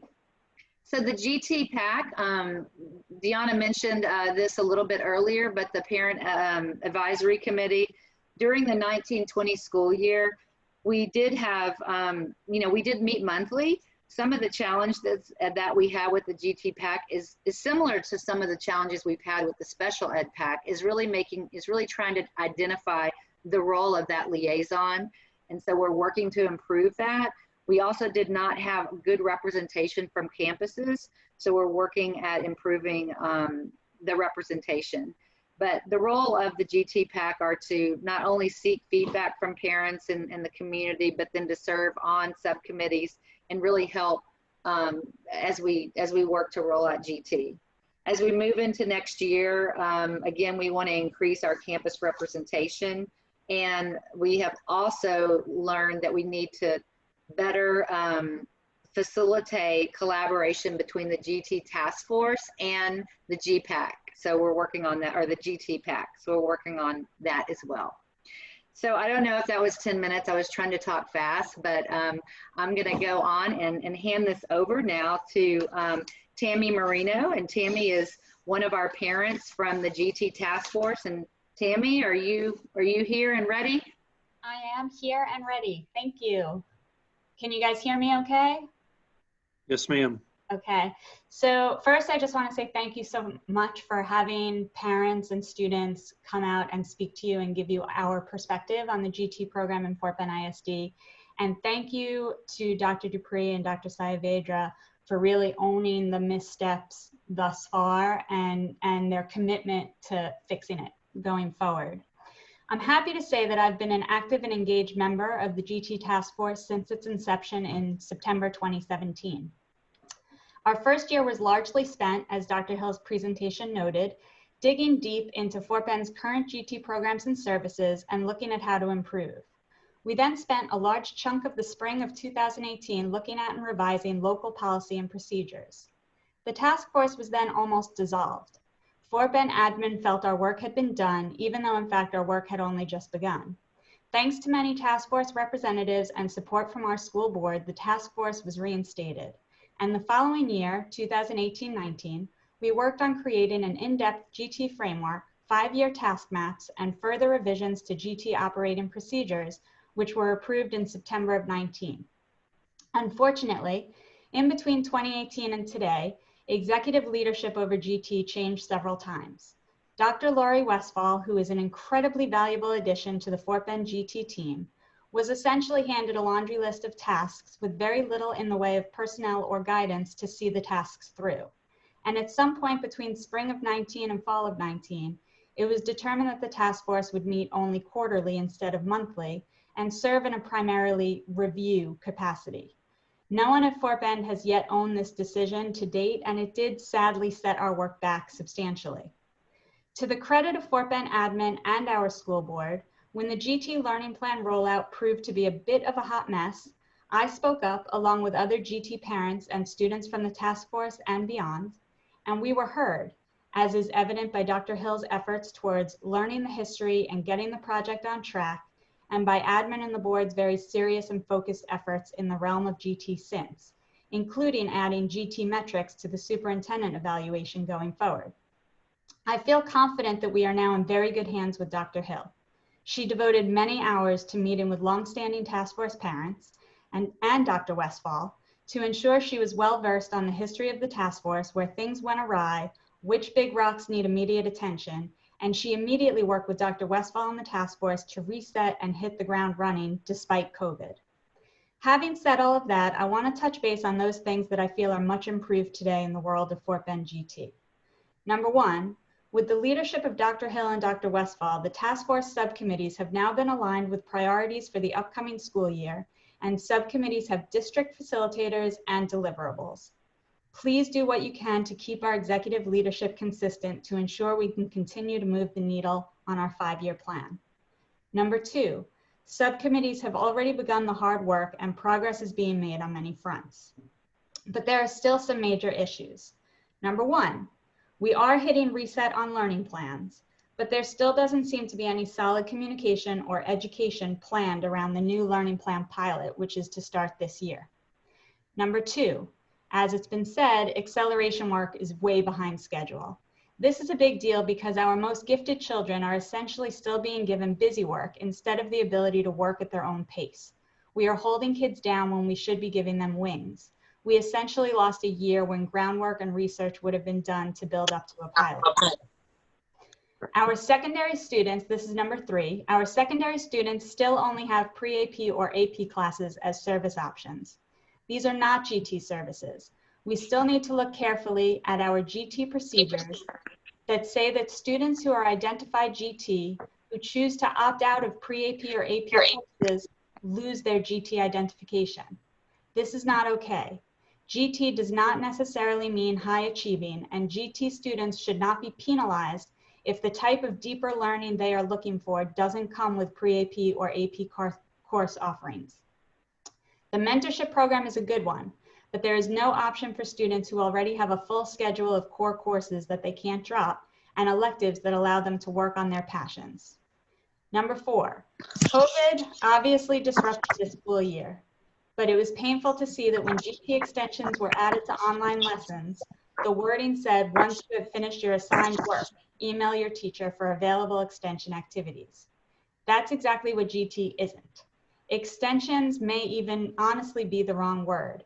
They should be billed as GT alternatives, as in a GT student would have the option of doing the assigned lesson or doing the alternative assignment, which one would hope would require deeper or different thinking. Number five, the GT PAC. We need to really more clearly examine and define the role of the GT PAC, and I believe the executive leadership and representatives on the PAC will need district support to allow parent representatives to communicate back to their campuses and to solicit feedback from their campuses for PAC discussions in a meaningful and consistent way. Currently, PAC reps have no way to communicate with all of the GT parents and teachers at their campuses. Number six, communication will always be a big rock to me. We have much work to do in Fort Bend in terms of ensuring parents of all races, ethnicities, and socioeconomic statuses know what it means to be GT in Fort Bend. We must do better in communicating that GT is not yet another achievement students must strive for. It is not a feather in one's cap. It is indeed a special need, one that requires truly individualized instruction, as every GT student, just like every student, needs different levels of enrichment, acceleration, flexible grouping and pacing, social and emotional supports, and interventions to thrive and to truly pursue futures beyond what they can imagine. In closing, I know that Fort Bend wants to move the needle. I have confidence that Dr. Westphal is indeed the skilled and knowledgeable leader the GT department has needed, and that with Dr. Hill's executive leadership, we can potentially bring meaningful services and supports to our GT student community. The task force is in a much stronger place today than we were just a few short months ago. The ship is righted, but we will continue to rely on the board and administration support to keep sailing towards our destination, a place where our GT students are encouraged to be the outside of the box thinkers and potential world changers that they are. Thank you. Thank you so much, Ms. Marino. We appreciate your advocacy. Okay, next slide, Gary. All right. We have our parent, Dr. John Avon, is the president of GPAC, and I hope I pronounced your last name correctly, John. No, you pronounced it perfectly, and I appreciate that. It's usually a gamble. You never know if it's going to get pronounced correctly or not. I'd like to thank everybody for giving us the opportunity to talk tonight. Yeah, a lot of stuff that I'm going to talk about is going to be, you're going to hear reflections in what Tammy just spoke about, what Dr. Hill spoke about, and kind of the thread around learning plans, communication, and everything. I'm going to stick kind of to this glows, grows, and looking ahead, and I established 3 different points on each one that I want to talk about real quick. First one was when I first came into the PAC, if those who had attended a meeting would have seen that as what could be described as combative. A lot of disagreements, arguments, a lot of very upset parents around the state of what was going on with GT. And in many instances, very rightly so, but things that had evolved and grown over time. Over this last year, I've been able to see the PAC evolve from something that was a lot of, when is this, when is this, when is this, to, well, that hasn't gone away completely, but a lot more open discussions and growth and collaboration between the parents and the district. Specifically around that is we established a few subcommittees. The 2 big points that we identified were on recruitment. So in terms of recruitment of parents into the PAC. The other was into communication, which has already been talked on, but those were the biggest gaps and a lot of them overlapped. So recruitment was highly tied to communication. As Tammy pointed out, the PAC needs a way to better engage with the campuses, direct communication with principals, COGS, and so on, to better be informed and inform both directions what's going on. So that's, so these are things we pointed out. One thing that was really nice, as soon as we came with some recommendations, Dr. Hill goes, it happened to be at the meeting when we delivered some of these recommendations to Dr. Westphal and acted on it immediately. The one that came out was when new students were being identified, immediately sent out a flyer in each identification packet saying, hey, there's this GT PAC thing. Let us know if you want to be a member of this. That was probably the number 1. Number 2 on our list of this is what we'd like to see, and it got acted on immediately. That actually grew some trust with the PAC and the school district. Another thing that we were working on, and unfortunately COVID-19 made this also a casualty, was the GT Parent Showcase. In the previous years, the school district had hosted and managed the GT Parent Showcase.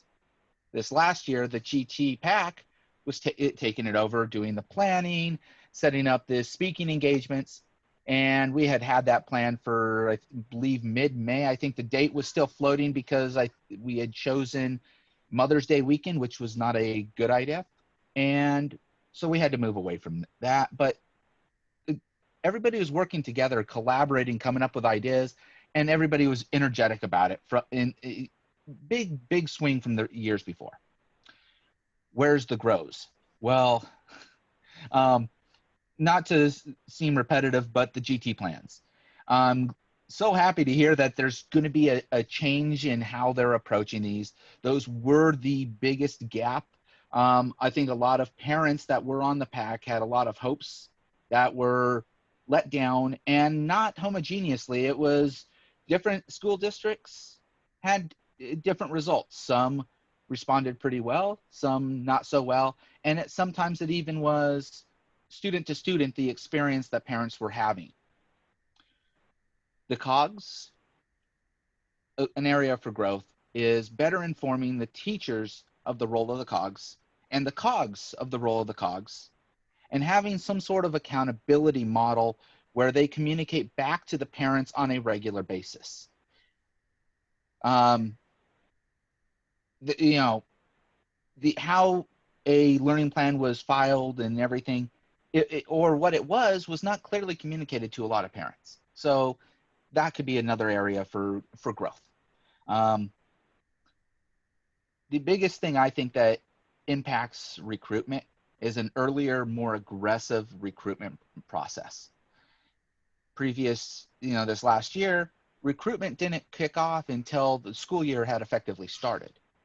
I think if we start recruiting parents to PAC much earlier, we're going to get more results. Dr. Westfall and I have had some discussions around this, and we'll continue to do so over the summer.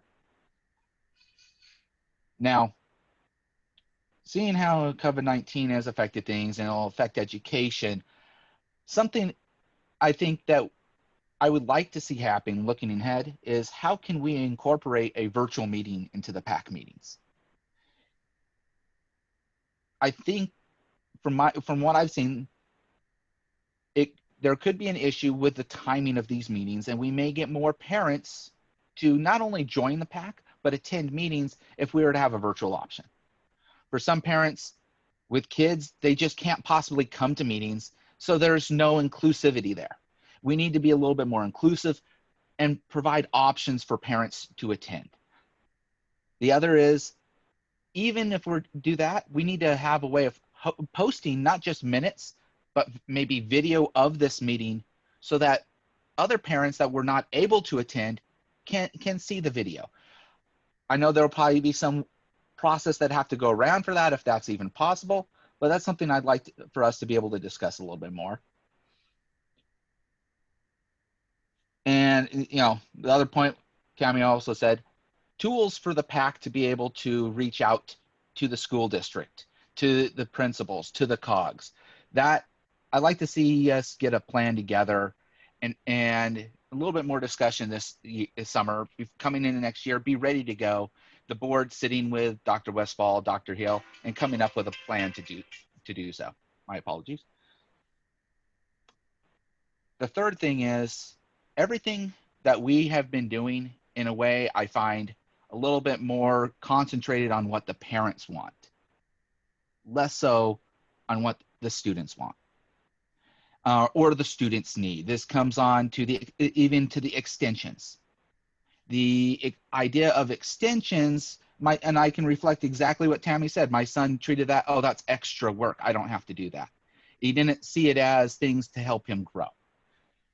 I'd like for the PAC to be able to work more closely with the task force and the school district to start identifying whether it's extracurricular approaches, external projects, other forms of even mentorship that may become possible beyond the senior or high school level to help grow our students. Bringing in outside experts that may volunteer their time to come and talk to students at certain campuses. Things like that, things that are gonna provide GT students with something, a peek of where being GT is in the future. Myself, I was GT.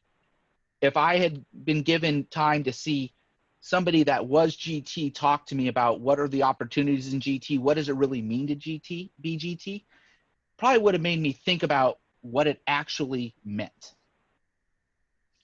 With that, I'm gonna finish. Thank you. Thank you so much, Dr. Avon. I appreciate that. And certainly we appreciate your time this year. I know it's a lot of work to be the president of GPAC, so we appreciate that. So next I'm going to turn it over to Dr. Westfall, and I will, she's going to introduce the students. I would also like to, next slide, Gary. I would also like to just acknowledge Dr. Westfall and the GT team.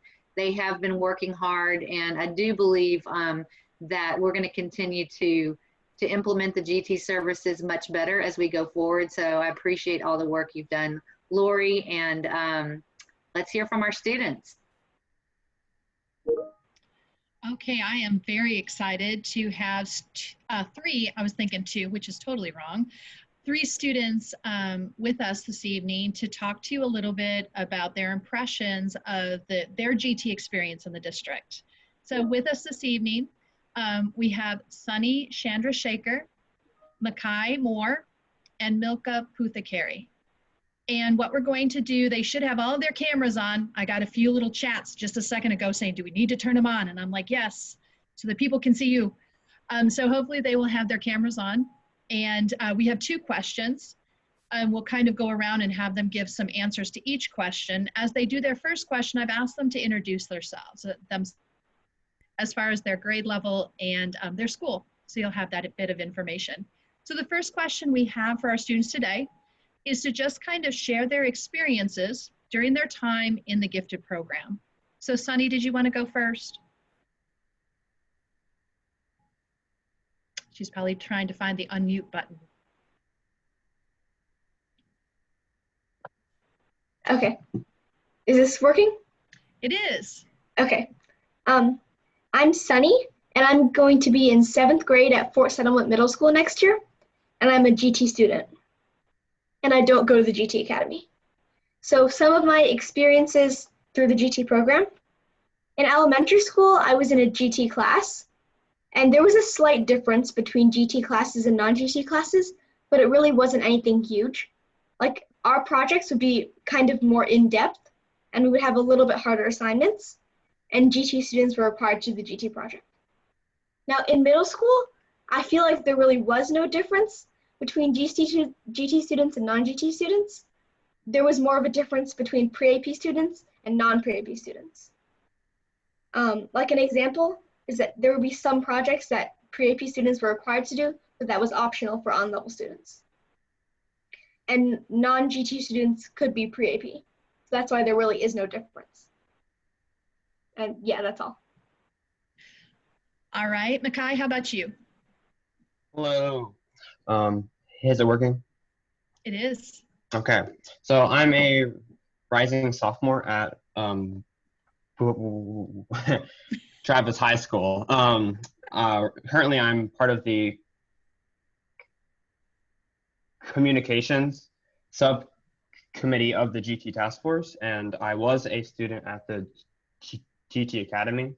My experience with the GT Academy, or with GT in general, has, I believe, been shaped mostly by the academy itself, and that it put me inside of an environment where I was able to be next to students that thought like I did.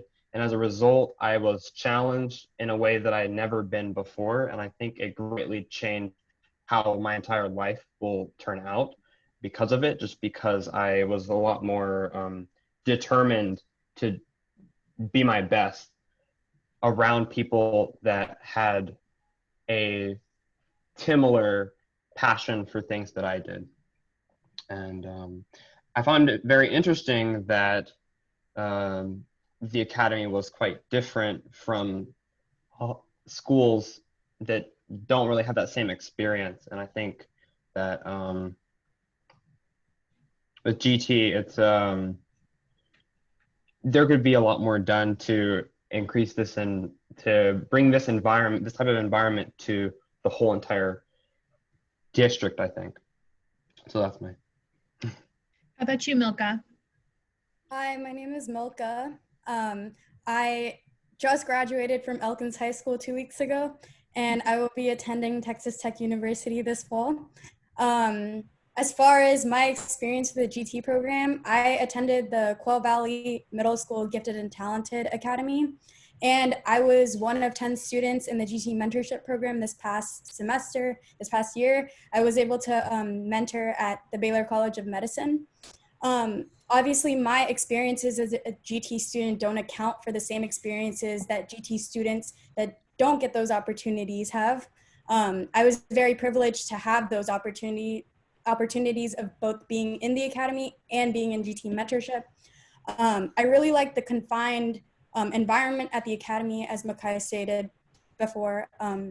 There was this challenging environment that fostered creativity, and it just cultivated our mindsets in like a way that was always out of the box, I'd say. And then when I got to high school, it was pre-AP or AP classes. And I know both of the student speakers just mentioned that, but I think that's important because I never really felt like I was GT certified in high school. I feel like the importance of that certification kind of just went away as soon as I entered high school, because the academy was this whole different like separation from the actual Coe Valley Middle School. And so I really liked that I was able to be a part of GT mentorship. I know the district implemented some goal settings with GT students this past year, but I feel like even that was a little bit ineffective as far like as my experience at Elkins High School. I met with my GT advisor a couple times, but I know that I hope that that can grow in the coming years. I know that it was new this year, and so I'm excited to see where that will go. Thank you. All right, and then we have a second question. Share any challenges or recommendations you may have as the GT department considers improvements to the GT program. Sunny, how about you? Yeah, okay. So like I was saying before, in middle school especially, I felt like there was no difference between GT students and non-GT students. So I really would love to see more opportunities for GT students. And I think that people were talking about that earlier, but I think that would be really great. And another thing, sometimes like, especially I saw this a lot during the online learning, we would have like GT extensions, like extra things for GT students to do. And honestly, sometimes I wasn't very excited to do those because I had already done the work that I was supposed to do. So I feel like I would appreciate those more if it was like, instead of doing the work that everybody else does, we did work that was slightly different. That was kind of more challenging. Yeah. All and right. that's basically all. You're good. So for me, so one of the reasons why I joined the task force was because the main thing I've noticed throughout my entire time in GT and with the district is that the GT, there's a large disconnect between stakeholders and the actual GT department. And that's based on communication. There's just a big disconnect. Except because I'm already part of the task force, I didn't want to focus on just that topic. So I wanted to narrow in on a different topic, and that's the misconceptions that's caused in Fort Bend. As we expand the GT program, I think a focus that we should have is to keep in mind what GT is. Gifted and talented does not equal success or show how hardworking someone is. And the impression that it is has, I think, put both the GT and non-GT families in confusion about the program and kind of disorder in some way. I think dispelling these kind of misconceptions in the parent and student population, but also within staff inside of the district would allow the program to really grow. Yeah. Milka? So I'm really happy that the GT mentorship program was able to expand for this next year. It went from being 10 students to 25. And I think that's really great because I feel like more students, especially GT students, should experience that.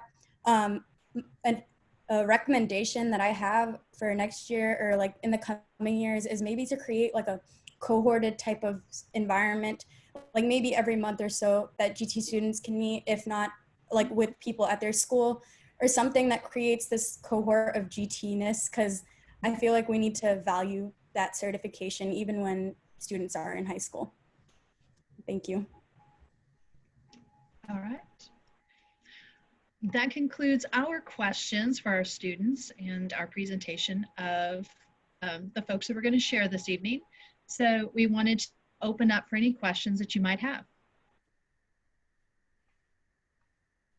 Thank you very much. We appreciate it. I want to thank the students and the parents for the presentation this evening. Dr. Dupree, do you think? Go ahead. I'm sorry, go ahead.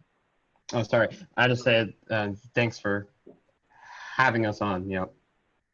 You're very welcome. I'm going to go ahead and open this up for questions. Let's see. Who's Mrs. Tossan? Sorry. Thank you, Mr. Burdine. So I want to start by saying how much I appreciate having the parent and the student perspective presented to us. It truly is a different perspective. We live this in our home, so I definitely appreciate it, and many of the things that were shared we experience as well. I also want to give a shout out to Dr. Dupree and Dr.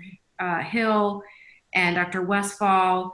I want to thank you first and foremost for owning the problems that we've had in GT. These issues are not new, unfortunately. I'm one who is extremely disappointed that we didn't have a better year, that we didn't have a stronger year and a stronger showing.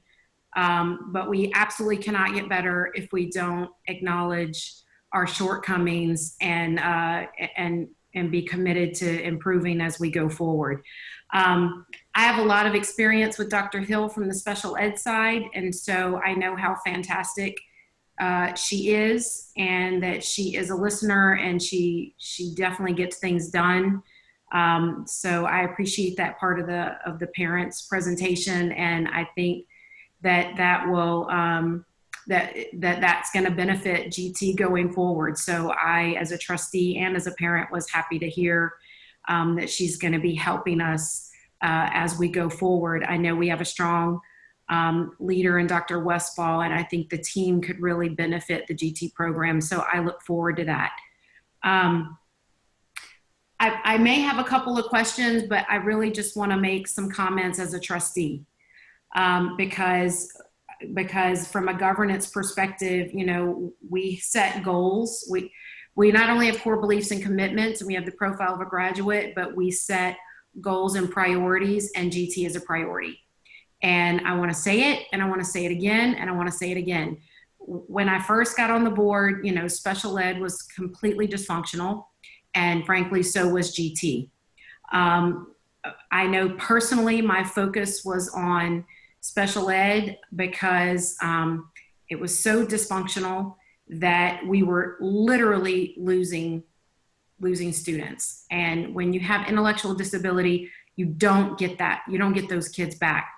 But I want to say this, I want to repeat one of the things that Mr. Moore said, and I want to repeat it because I think it's important for us to hear it. It changed how my entire life will turn out. That's what he said. And so if we get it wrong, it also changes how his entire life will turn out, and all the other kids in GT. And so I really want us to process that, not just as trustees or as leaders, but as an organization. We cannot afford to get this wrong anymore. So we experienced a lot of the same things in my house with the learning plans and the goals and those types of things. And being from the special ed side, I know what a learning plan is supposed to look like. And we have got to invest in training or somehow communicating with parents what setting a goal looks like, what creating a learning plan looks like. I come from the special ed side. I'm a trustee. My daughter brought the learning plan home. I had no idea what we were supposed to do with it. And when I helped her do it and sent it back to the school, it was sent back to us to tell us that it was wrong. We did it wrong. So, you know, that really is a good example of just a complete breakdown in how this was implemented. I really believe that we should not put these students in a box. The goals can be talent goals, they can be academic goals, they can be social emotional goals, college or career goals, but we've got to allow the GT student to basically think outside the box. We've got to be able to do that, I believe. So I just wanted to say that because, you know, I know we're working through a lot of this and we don't really, you know, we haven't really gotten our footing yet. But I really believe we have to invest in that training for parents. And the communication piece was something else that I wrote down. So I was glad to hear some of the feedback about communication, but I'll just say that as a parent who lived through this, the most important communication piece for me that was lacking is between the teacher and the parent, just locally at our campuses. I was getting a lot of the newsletter stuff. I was getting a lot of that as a GT parent, but I was getting no guidance at the campus level. And I think we have to ensure that we're giving guidance on the specific student at the campus level between teacher and parent and teacher and student.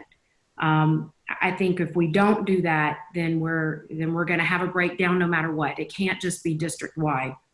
And I think we know that.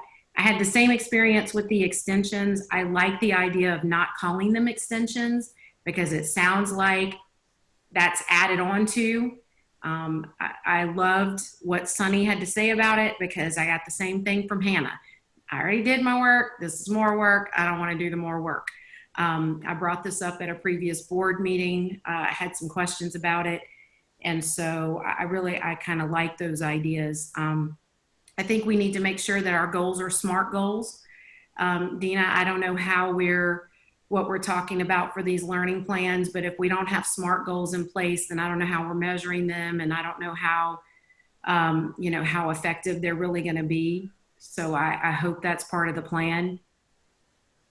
Yes, and I'll tell you is that as we move this to a pilot and really make it smaller for this next year, just to really understand the in-depth training we need for parents and for our COGs and our teachers, I think that we'll, you know, have some feedback there to help improve that, because again, you're so right. The training and the what we saw was a lot of the same cut and paste plans, and so we certainly want to move away from compliance to a true. Yeah, it's got to be something that the student's interested in, or it's not meaningful and it just does no good, or it's got to be something that's really specific to a student. I mean, that's just like we do an IEP for a SPED student. But, you know, we use our special ed pack to do trainings, and I really think that that's a good way to use the GT pack.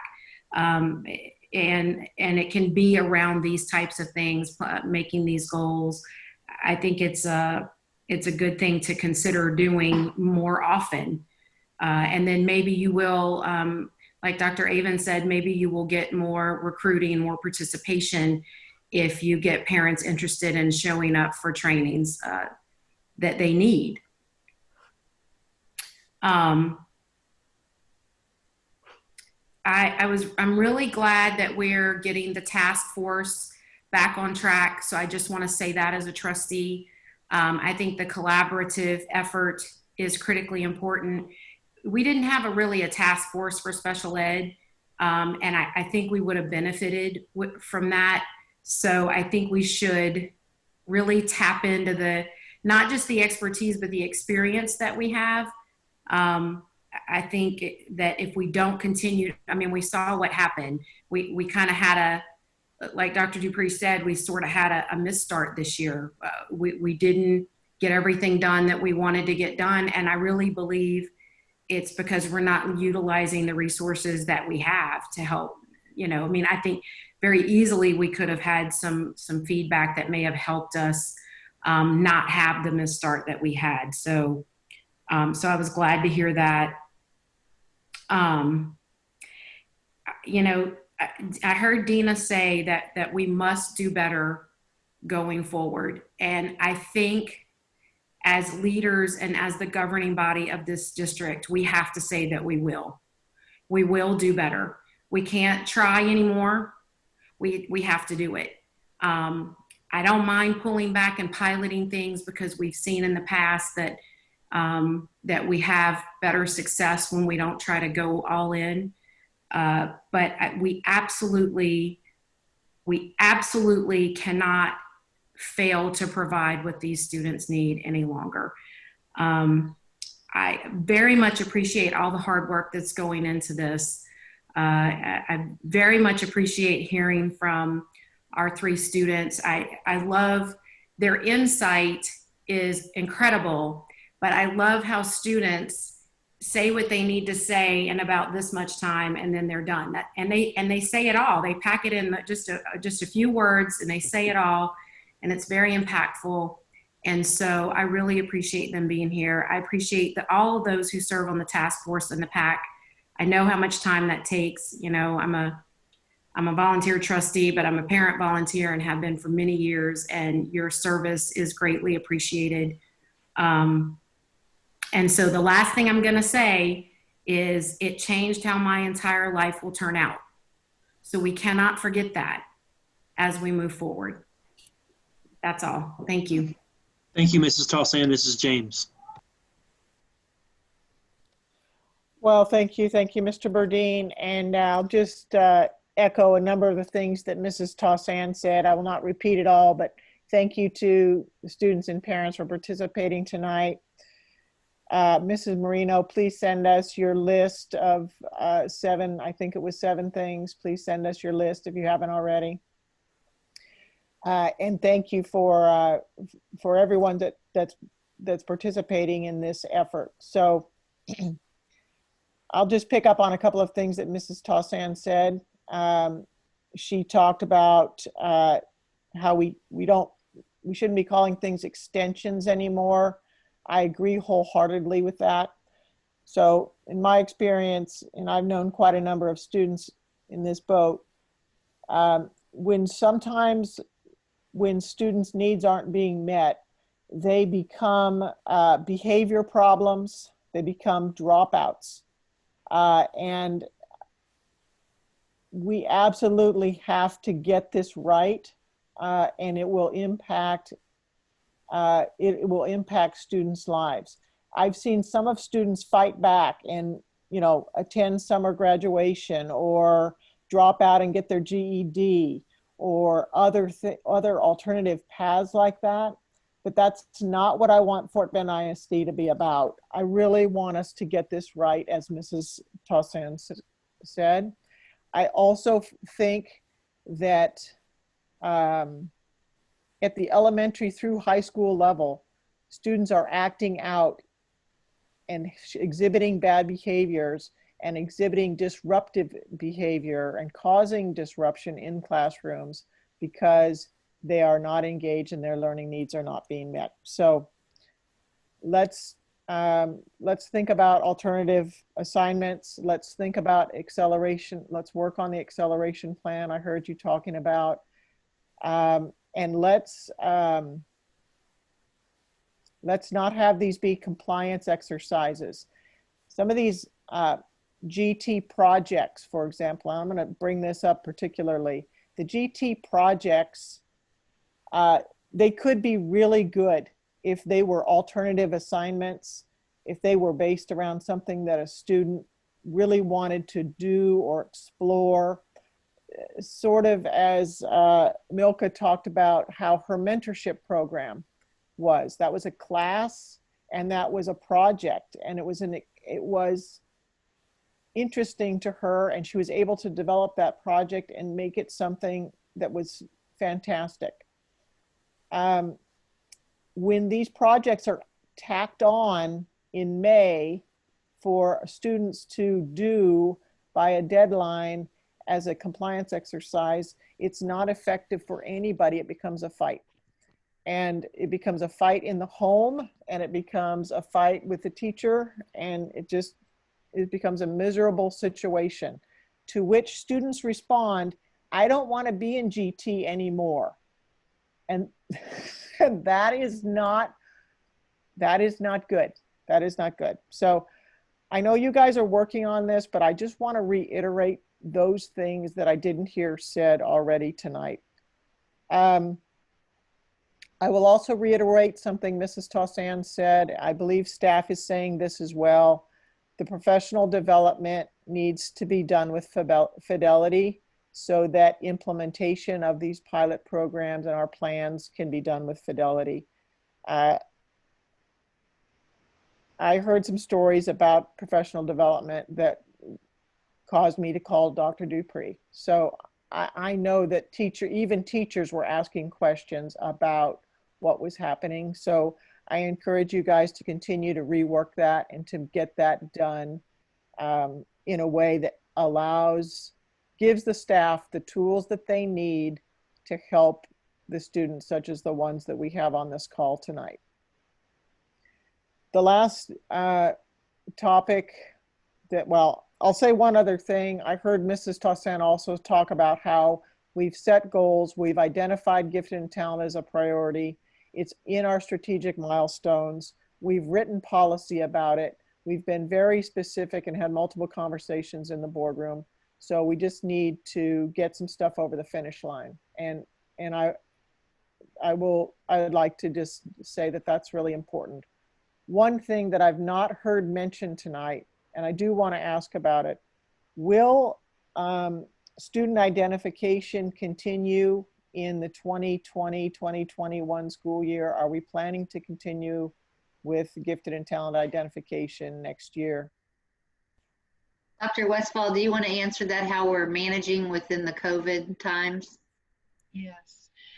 Identification will take place in the 2021 school year. We have some different options. In fact, Riverside, which is the company that provides our COGAT, they actually right now are working on offering an online version as well. It's not ready yet, but they're working on that. If that doesn't happen, our department is talking through some different ways with testing that we would be able to do that depending on the model that's used going back to school. It just might take us a little bit longer depending on what model is there, but absolutely will continue. Okay, thank you for that. I'm glad to hear that. One of the things that's on my mind, again, with regard to identification, and this is in our policy, but I'll just mention it because I didn't hear it mentioned tonight. I'd like to see identification happening at all campuses and in all demographics. I see these students on tonight. We talk about, Dr. Avon was mentioning how we are struggling to get some parent participation at different campuses. I don't know what the percentages of that are, but I know historically we've not been identifying gifted and talented students at all campuses. I asked a question about this through email over the weekend because some of the metrics that I saw were talking about getting identification levels from 4% to 5%. And that's interesting, but that's not a priority for me. Getting from 0% to 3% would be much more of interest to me. Do we have any metrics? Are we putting any effort in around getting some of our campuses where we have under identification? How are we addressing that issue? Dr. Westfall, do you want to take that one? I know we talked about this. I think you have a little bit more information. We do. The metric itself, and what you brought up is actually an excellent point, just because that's something that we discussed as well when that metric was designed. In order to create that metric, what we were actually looking for was growth. And originally the metric was written as a percent. Right, the percent of campuses that are at the 5%. The 5% is what TEA determines as being statistically what your gifted population should be in every campus. That being said, when I went through and pulled all of that data, it might be better, and this would be something I would need to talk about with Dr. Hill as well, but it might be better for us to actually determine campuses that are making improvement. Because you're right, we had some campuses that went from 1 student identified to 9, but unfortunately that 9 still was not at the 4.5 or still was not at the 5, so it reflected that. So that's a good point. I had proposed that we change to an actual number, right? The number of campuses so that we could look, but maybe I don't know whether it needs to be a different metric or whether we can change that metric, but you're right. It would tell us much more of a story to see that progress is being made. So, and so I don't know the answer per se, but that's something that I ran across as well. And I don't know that the numbers really tell it. We have the numbers, but I don't know that the numbers that are presented in that metric tell us what you're asking for, which is progress. And that might be something for us to look at as well. Excellent. And thank you, Dr. Westphal, for that answer. And thanks for considering, for your consideration. Absolutely. I guess my point in speaking up tonight is that I wish to be an advocate for those students and those young people in our system that do not have someone at home speaking up for them. And it's, as I said before, when students' needs are not being met in the classroom, they become behavior problems, they become disengaged and move on to something else. And sometimes that means dropping out. And we know that's not a good success story for a student, and particularly for a gifted student. So I'd just like to, I'd like for us to look at making sure we're inclusive for all campuses and all demographics, and making sure that we are looking at how our identification compares with the demographics at a particular campus or in a particular feeder pattern or whatever might be appropriate. But I appreciate your consideration in looking at that. I think that concludes my comments and questions, and I really appreciate this report. I've really enjoyed having the parents and the students present, and I hope that we'll make it an annual event.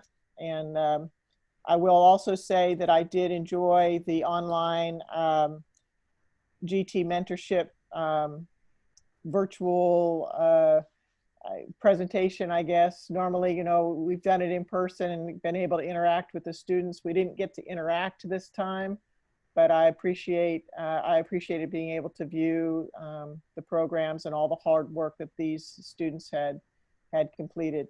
And you got to see their personalities in their presentations, and that was really, really enjoyable. So thank you for providing us and allowing that, and making that work. So thank you very much. Thank you, Mrs. James. Mr. Rosenthal. Thank you.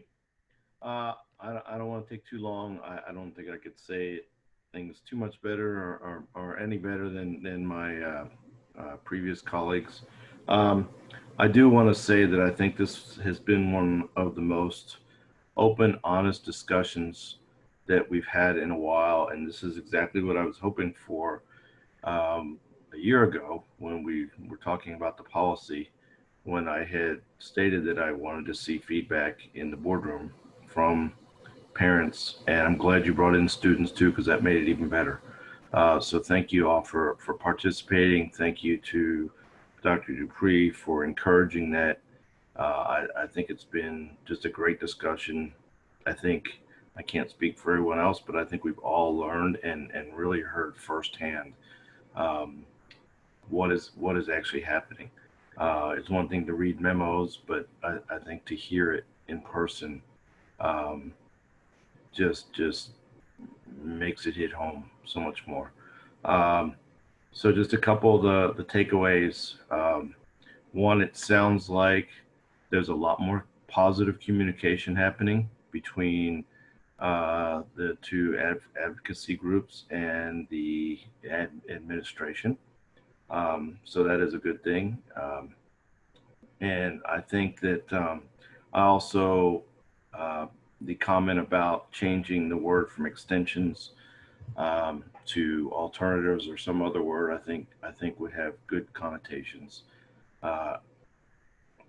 We used to use that word, you know, when I taught, and it didn't necessarily mean GT, it kind of meant more work. The other thing is both Grail and Kristen talked about is training and professional development. This is not easy stuff. Okay, when I taught my year, I had zero training in GT. I kind of had to figure some of it out on my own, and I saw these kids thinking in really different ways. I was like, oh, that must be GT, and so that's how I learned it. But it's a whole different ballgame between just kind of learning to observe it and actually being able to promulgate it, provide for more of it taking place in your classroom. So I think that's where that training and professional development is just absolutely critical. Because again, we're asking teachers to do more. And so we have to provide the training to make it as easy as possible. We have to provide the resources because this is important. And without that, it just becomes another burden and it won't happen. The exchange, the ideas, the learning at the GT level just will not happen. So I think that's all I had, and I appreciate everyone's comments. Thank you. Thank you, Mr. Rosenthal. Mrs. Allison Drew, did you have a question or comment? Hi, I now have a comment. I think that that my questions were answered, and I am actually going to keep it brief as well. I want to definitely thank staff and the parents and the students for giving this presentation. This is a subject that is truly near and dear to my heart. I was identified as GT in the 2nd grade, and like Makai said, it really changed my world. There's a lot that a GT student, math, and I think Ms. Marino mentioned, social emotional things that are the support that's needed. I mean, I masked medical issues. No one knew that I needed glasses because I could memorize anything on a board. I mean, there are just so many things that being identified opened up for me.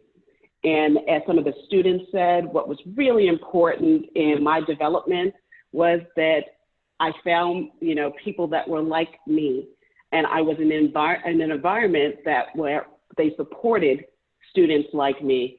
Because as Ms. James said, not that I was ever a terrible student or bad in any way, but I would do things like stare out the window so that I could get called on.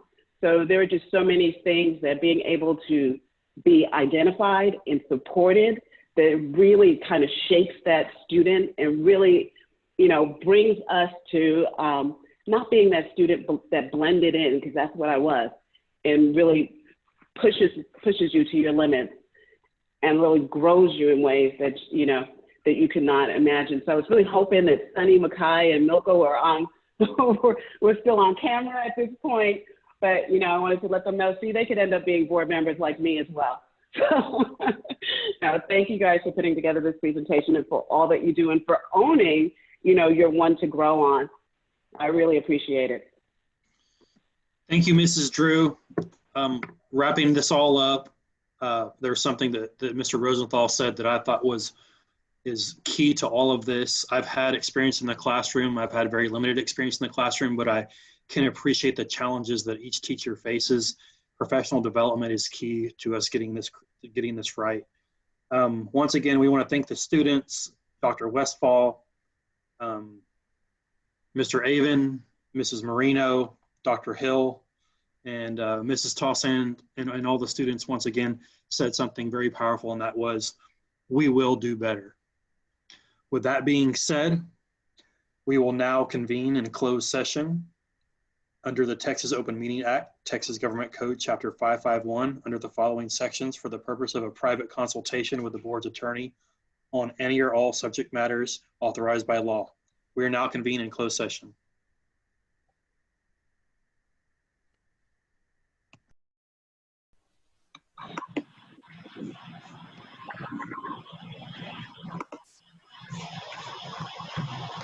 All right, we are now reconvened in open session. We will now consider action on closed session items. Mr. Rice. Mr. President, I move that the Board of Trustees delegate authority to the superintendent to appoint and approve employment contracts for campus principals, directors, and executive directors for the 2020-2021 school year, and further move to end the delegation on August 31st, 2020. May I have a second? Second. I have a motion by Mr. Rice and a second by Mrs. James.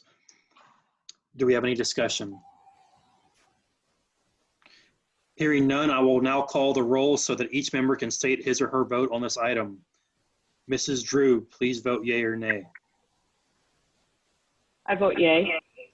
Mrs. Helliger, Yay. Mrs. James, Yay. Mr. Rice, Yay. Mr. Rosenthal, Yay. Mrs. Tossan. Yay. This is Jason Burdine. I also vote yay. Motion passes.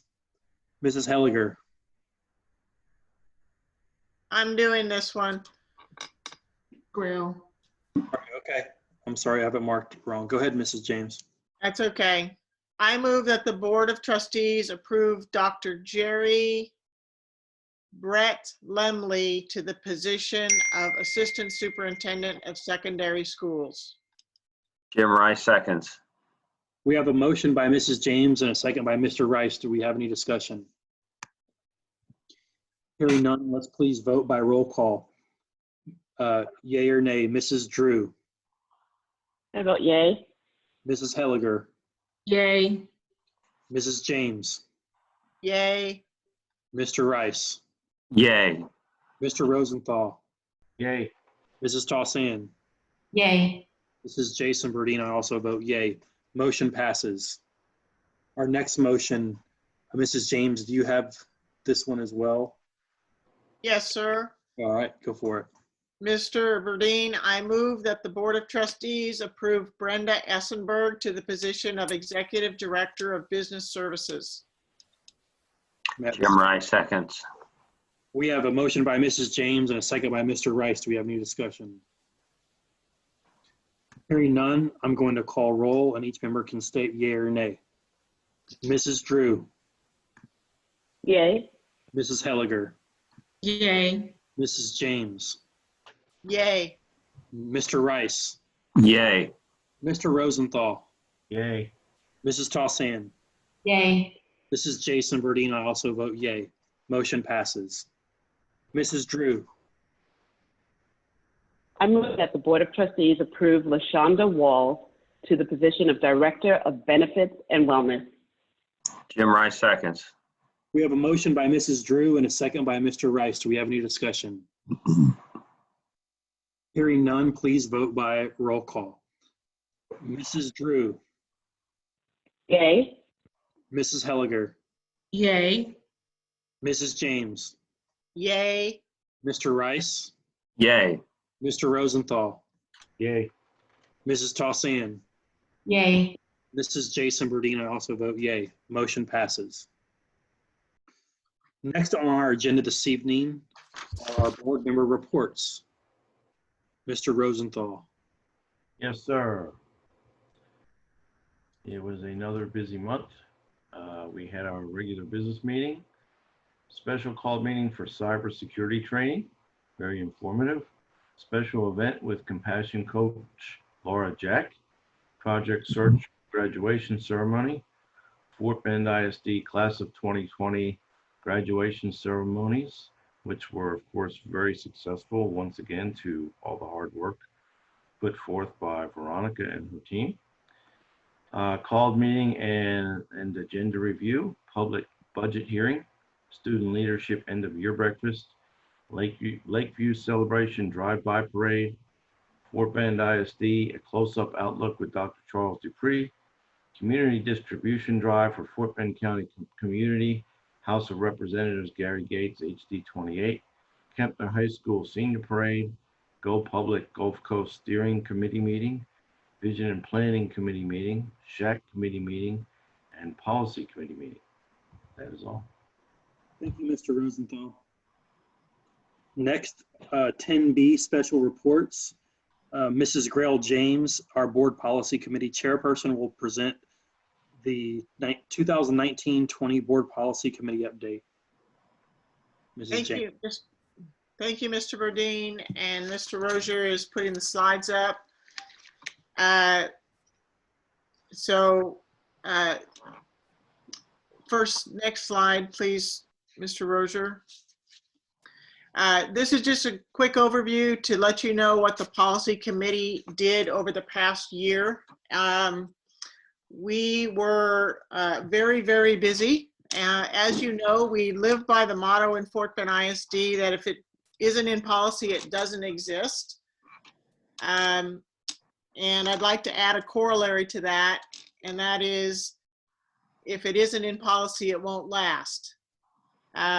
So through the board self-evaluation last year, we identified quite a number of policies to review, and we prioritized those with administration. We met monthly. All the policies were reviewed kind of in a draft format and then in more detail a second time. And we had quite a thorough process. I was pleased to serve on the policy committee with Mrs. Allison Drew and Mr. Dave Rosenthal. Dave and I have been doing this for quite some time, but we were really glad to add Allison to the mix this year. And she provided some valuable fresh eyes to our policy manual. We also were well represented by various staff members as appropriate to the policy we were working on. Next slide, please. We had a really good system that we set up, prioritizing the policies, and all the ones that are highlighted in yellow there are ones that were board priorities. And you can see there are a lot of them. And this document, I'm only showing you the first page, but it was actually 3 pages long. And so this constituted quite a bit of work. We had a good system though, and Dr. Indelicato helped us to get the system set up, and we're going to continue using it this next year. Next slide, please. I asked him to put this in because when we finished a policy, we turned this line on our spreadsheet green. And in the end, we accomplished quite a bit of work, and we were able to turn a good part of our spreadsheet green. Next slide, please. See, there's page 2. There's a few lingering things. You'll notice at the bottom there, the CQ policies have little asterisks by them. That's because they've been board priorities now for over a year. But we did our training last month, and staff is working on some first drafts of those, and we hope to have those to the board in the early fall. Next slide, please. We were able to complete 19 policies through the policy committee, which was quite a lot. 6 came to the board, but those had not gone, for compliance reasons, those had not gone through the policy committee. But that's our work through May. Next slide, please. We were able to get 14 of the 19 policies that we approved this year were board priorities, and we've slated the remaining board priorities for the fall, as I previously mentioned. So that's pretty good batting average. The remaining board priorities are some on accountability, and this is having to do with just our refocus of our accountability system, the cybersecurity policies that we've previously mentioned, and DMA, which is professional development and staff development. And that one had come up as a priority. It was identified also in the academic management audit as needing revision, and it came up again this year in our board self-evaluation. So that's a pretty high one to get working on. Policies are also identified by administration, particularly when they get they start to get really out of whack with what we're actually doing. There are some old policies hanging around there, and so we're trying to get that cleaned up. We have, with the legislative session, there are quite a number of policies that need to be updated to remain in compliance. We have not received all of the guidance from the TEA related to those policies. And so not all of our, and we are not a, well, we're thoughtful about how we take a look at these. So we'll be working on some of those in the fall as well. Next slide, please. So this is what our schedule actually looks like. And that's our spreadsheet that we'll be working from in the fall. And as you can see, our priority policies are on the first page. So that's a good sign. It's a pretty aggressive schedule, I will say, though, because we have 3 for September and 3 in October. And with starting school in a potentially different way, we may have to delay a little bit of this work if administrative staff doesn't have the bandwidth to support all the efforts. Next slide, please. Oh, that's the end of the slides. So really, the focus of our policy committee has been to focus on improved governance, making sure the work that the board wants to do gets embedded in our policies, that we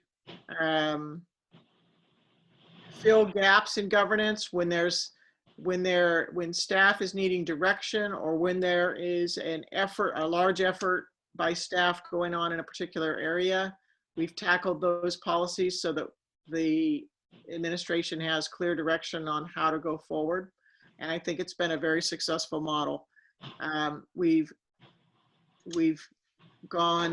focused less on compliance exercises and more on improved governance. And so I'm proud of the work that the policy committee has done. It's sometimes very detailed and very tedious. I thrive in that environment, but I know not everybody does. And so I appreciate fellow trustees who've committed to helping with this work. And I'm happy to answer any questions if anybody has anything. And I also would invite Dave or Allison to comment if they have anything that they'd like to add to our report. I'm gonna get to you just 1 second, Mr. Rice. Dave or Allison, do you have any comments? I think Grail took care of everything. Thank you. Go ahead, Mr. Rice. I would simply like to thank Mrs. James, Mr. Rosenthal, and Mrs. Drew for their work on these policies. In particular, the priority policies. I doubt that any board in the 61-year history of Fort Bend ISD has written as many priority policies. And I will not forget, these priority policies guided Diana Saavedra and Stephanie Williams in getting our curriculum in alignment with our profile of a graduate, our mission and vision, and our profile of a graduate. And I consider that one of the supreme accomplishments that I have had the privilege to participate in as part of the team of 8, even though I didn't write any of that policy itself. And you're right, Mrs. James, that's your cup of tea. It's not mine. But I am very glad that you and Mr. Rosenthal and Mrs. Drew have dedicated yourself to completing these types of policies, and in particular, the priority policies. It's really outstanding work. Thank you. Thank you, Mr. Rice. Mrs. James. Mrs.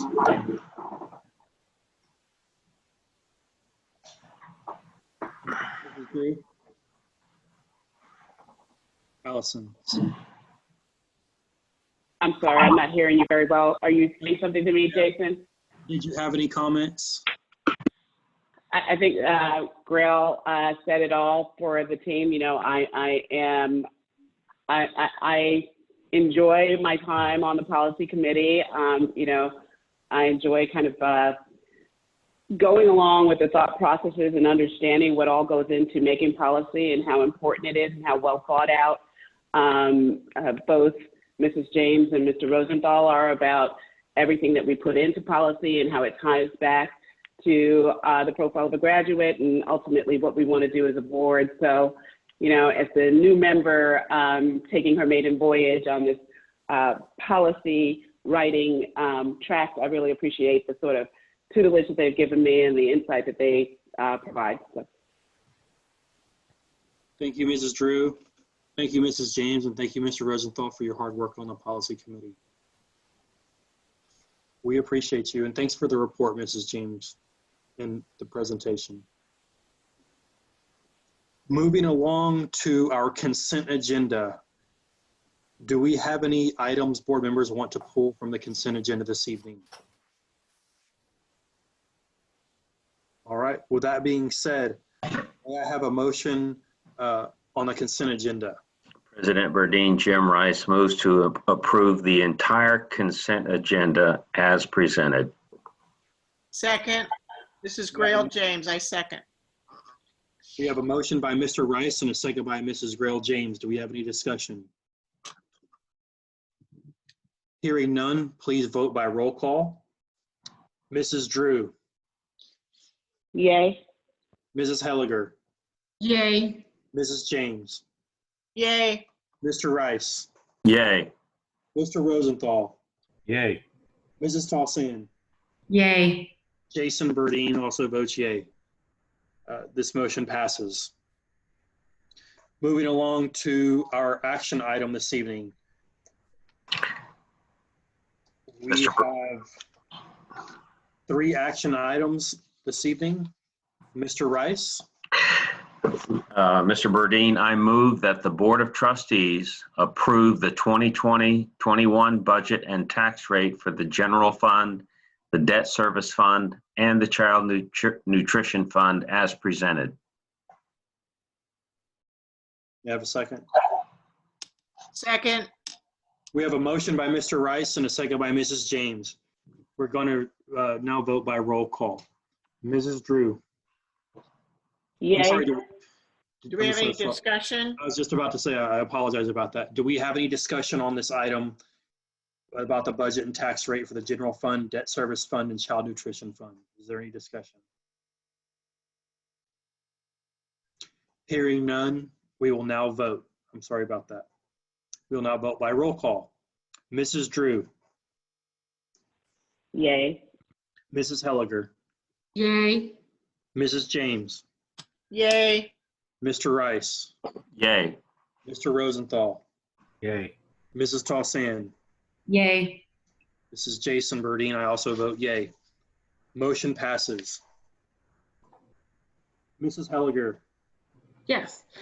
Thank you. I move that we approve of a resolution delegating authority to Dr. Dupree to submit waivers to the Texas Education Agency in response to the COVID-19 public health emergency closure. Jim Rice seconds. We have a motion by Mrs. Helliger and a second by Mr. Rice to delegate authority to the superintendent to submit all necessary waivers related to the COVID-19 pandemic for the 2021 school year. Do we have any discussion? Hearing none, we will now vote. Mrs. Drew. Yay. Mrs. Helliger. Yay. Mrs. James. Yay. Mr. Rice. Yay. Mr. Rosenthal. Yay. Mrs. Tolson. Yay. And Jason Burdine also votes yay. Motion passes. Our last action item, Mr. Rosenthal. Yes, I move that the board approves appointing Atusa Safa as a member of the School Boundary Oversight Committee, representing the high school parent position for the Clements High School feeder pattern. Jim Rice seconds. We have a motion by Mr. Rosenthal and a second by Mr. Rice. Do we have discussion? Hearing none, we'll now vote. Mrs. Drew, Yay. Mrs. Helliger, Yay. Mrs. James, Yay. Mr. Rice, Yay. Mr. Rosenthal, Yay. Mrs. Tossan, Yay. Jason Burdine also votes yay. Motion passes. We will now review future board meeting agenda items. Dr. Dupree. Yes, sir. It's very brief. We will have one meeting in July, on July the 20th. We will hear an internal audit report on the facilities audit follow-up from Gibson. We will also provide another COVID-19 update. I also noted that this shows that in August, the board will consider approval of the student code of conduct, but that will actually be on the July agenda in anticipation of starting school in August. In August, we'll be looking at the CTE as well as the counseling, the vision and college and career readiness update, and then approving delegates for the Tacit TASB conference, along with a few other routine items. Thank you, Dr. Dupree. Can I have Jason, can I make a comment on that? Please, sir. Charles, I've actually been meaning to ask you this for a while now, but in your CTE update, could you give us a kind of a recent update on how COVID has affected those students as well? Because we haven't really heard a whole lot about that. Absolutely. Meredith is actually putting together a written update that should be in this week's board update. Great. But we will also be able to address it more detailed in the presentation. So we will do that. I have a question as well. This would maybe be related to the COVID-19 update, but I found out through family trivia this weekend that 44 million people watched the League of Legends World Series on live television the last time it was played, which made me think about esports and gaming and that as a activity or a competitive environment. I wondered if that's a thing we should think about or consider, especially if we're doing some virtual school, and this might be a club or a competitive activity, because apparently it goes on worldwide. So thought I'd throw that out there. I appreciate that. Thank you. Thank you, Mrs. James. May I have a motion to adjourn? I move that we adjourn. Second. This meeting is now adjourned. Hey. Good night. Thank you.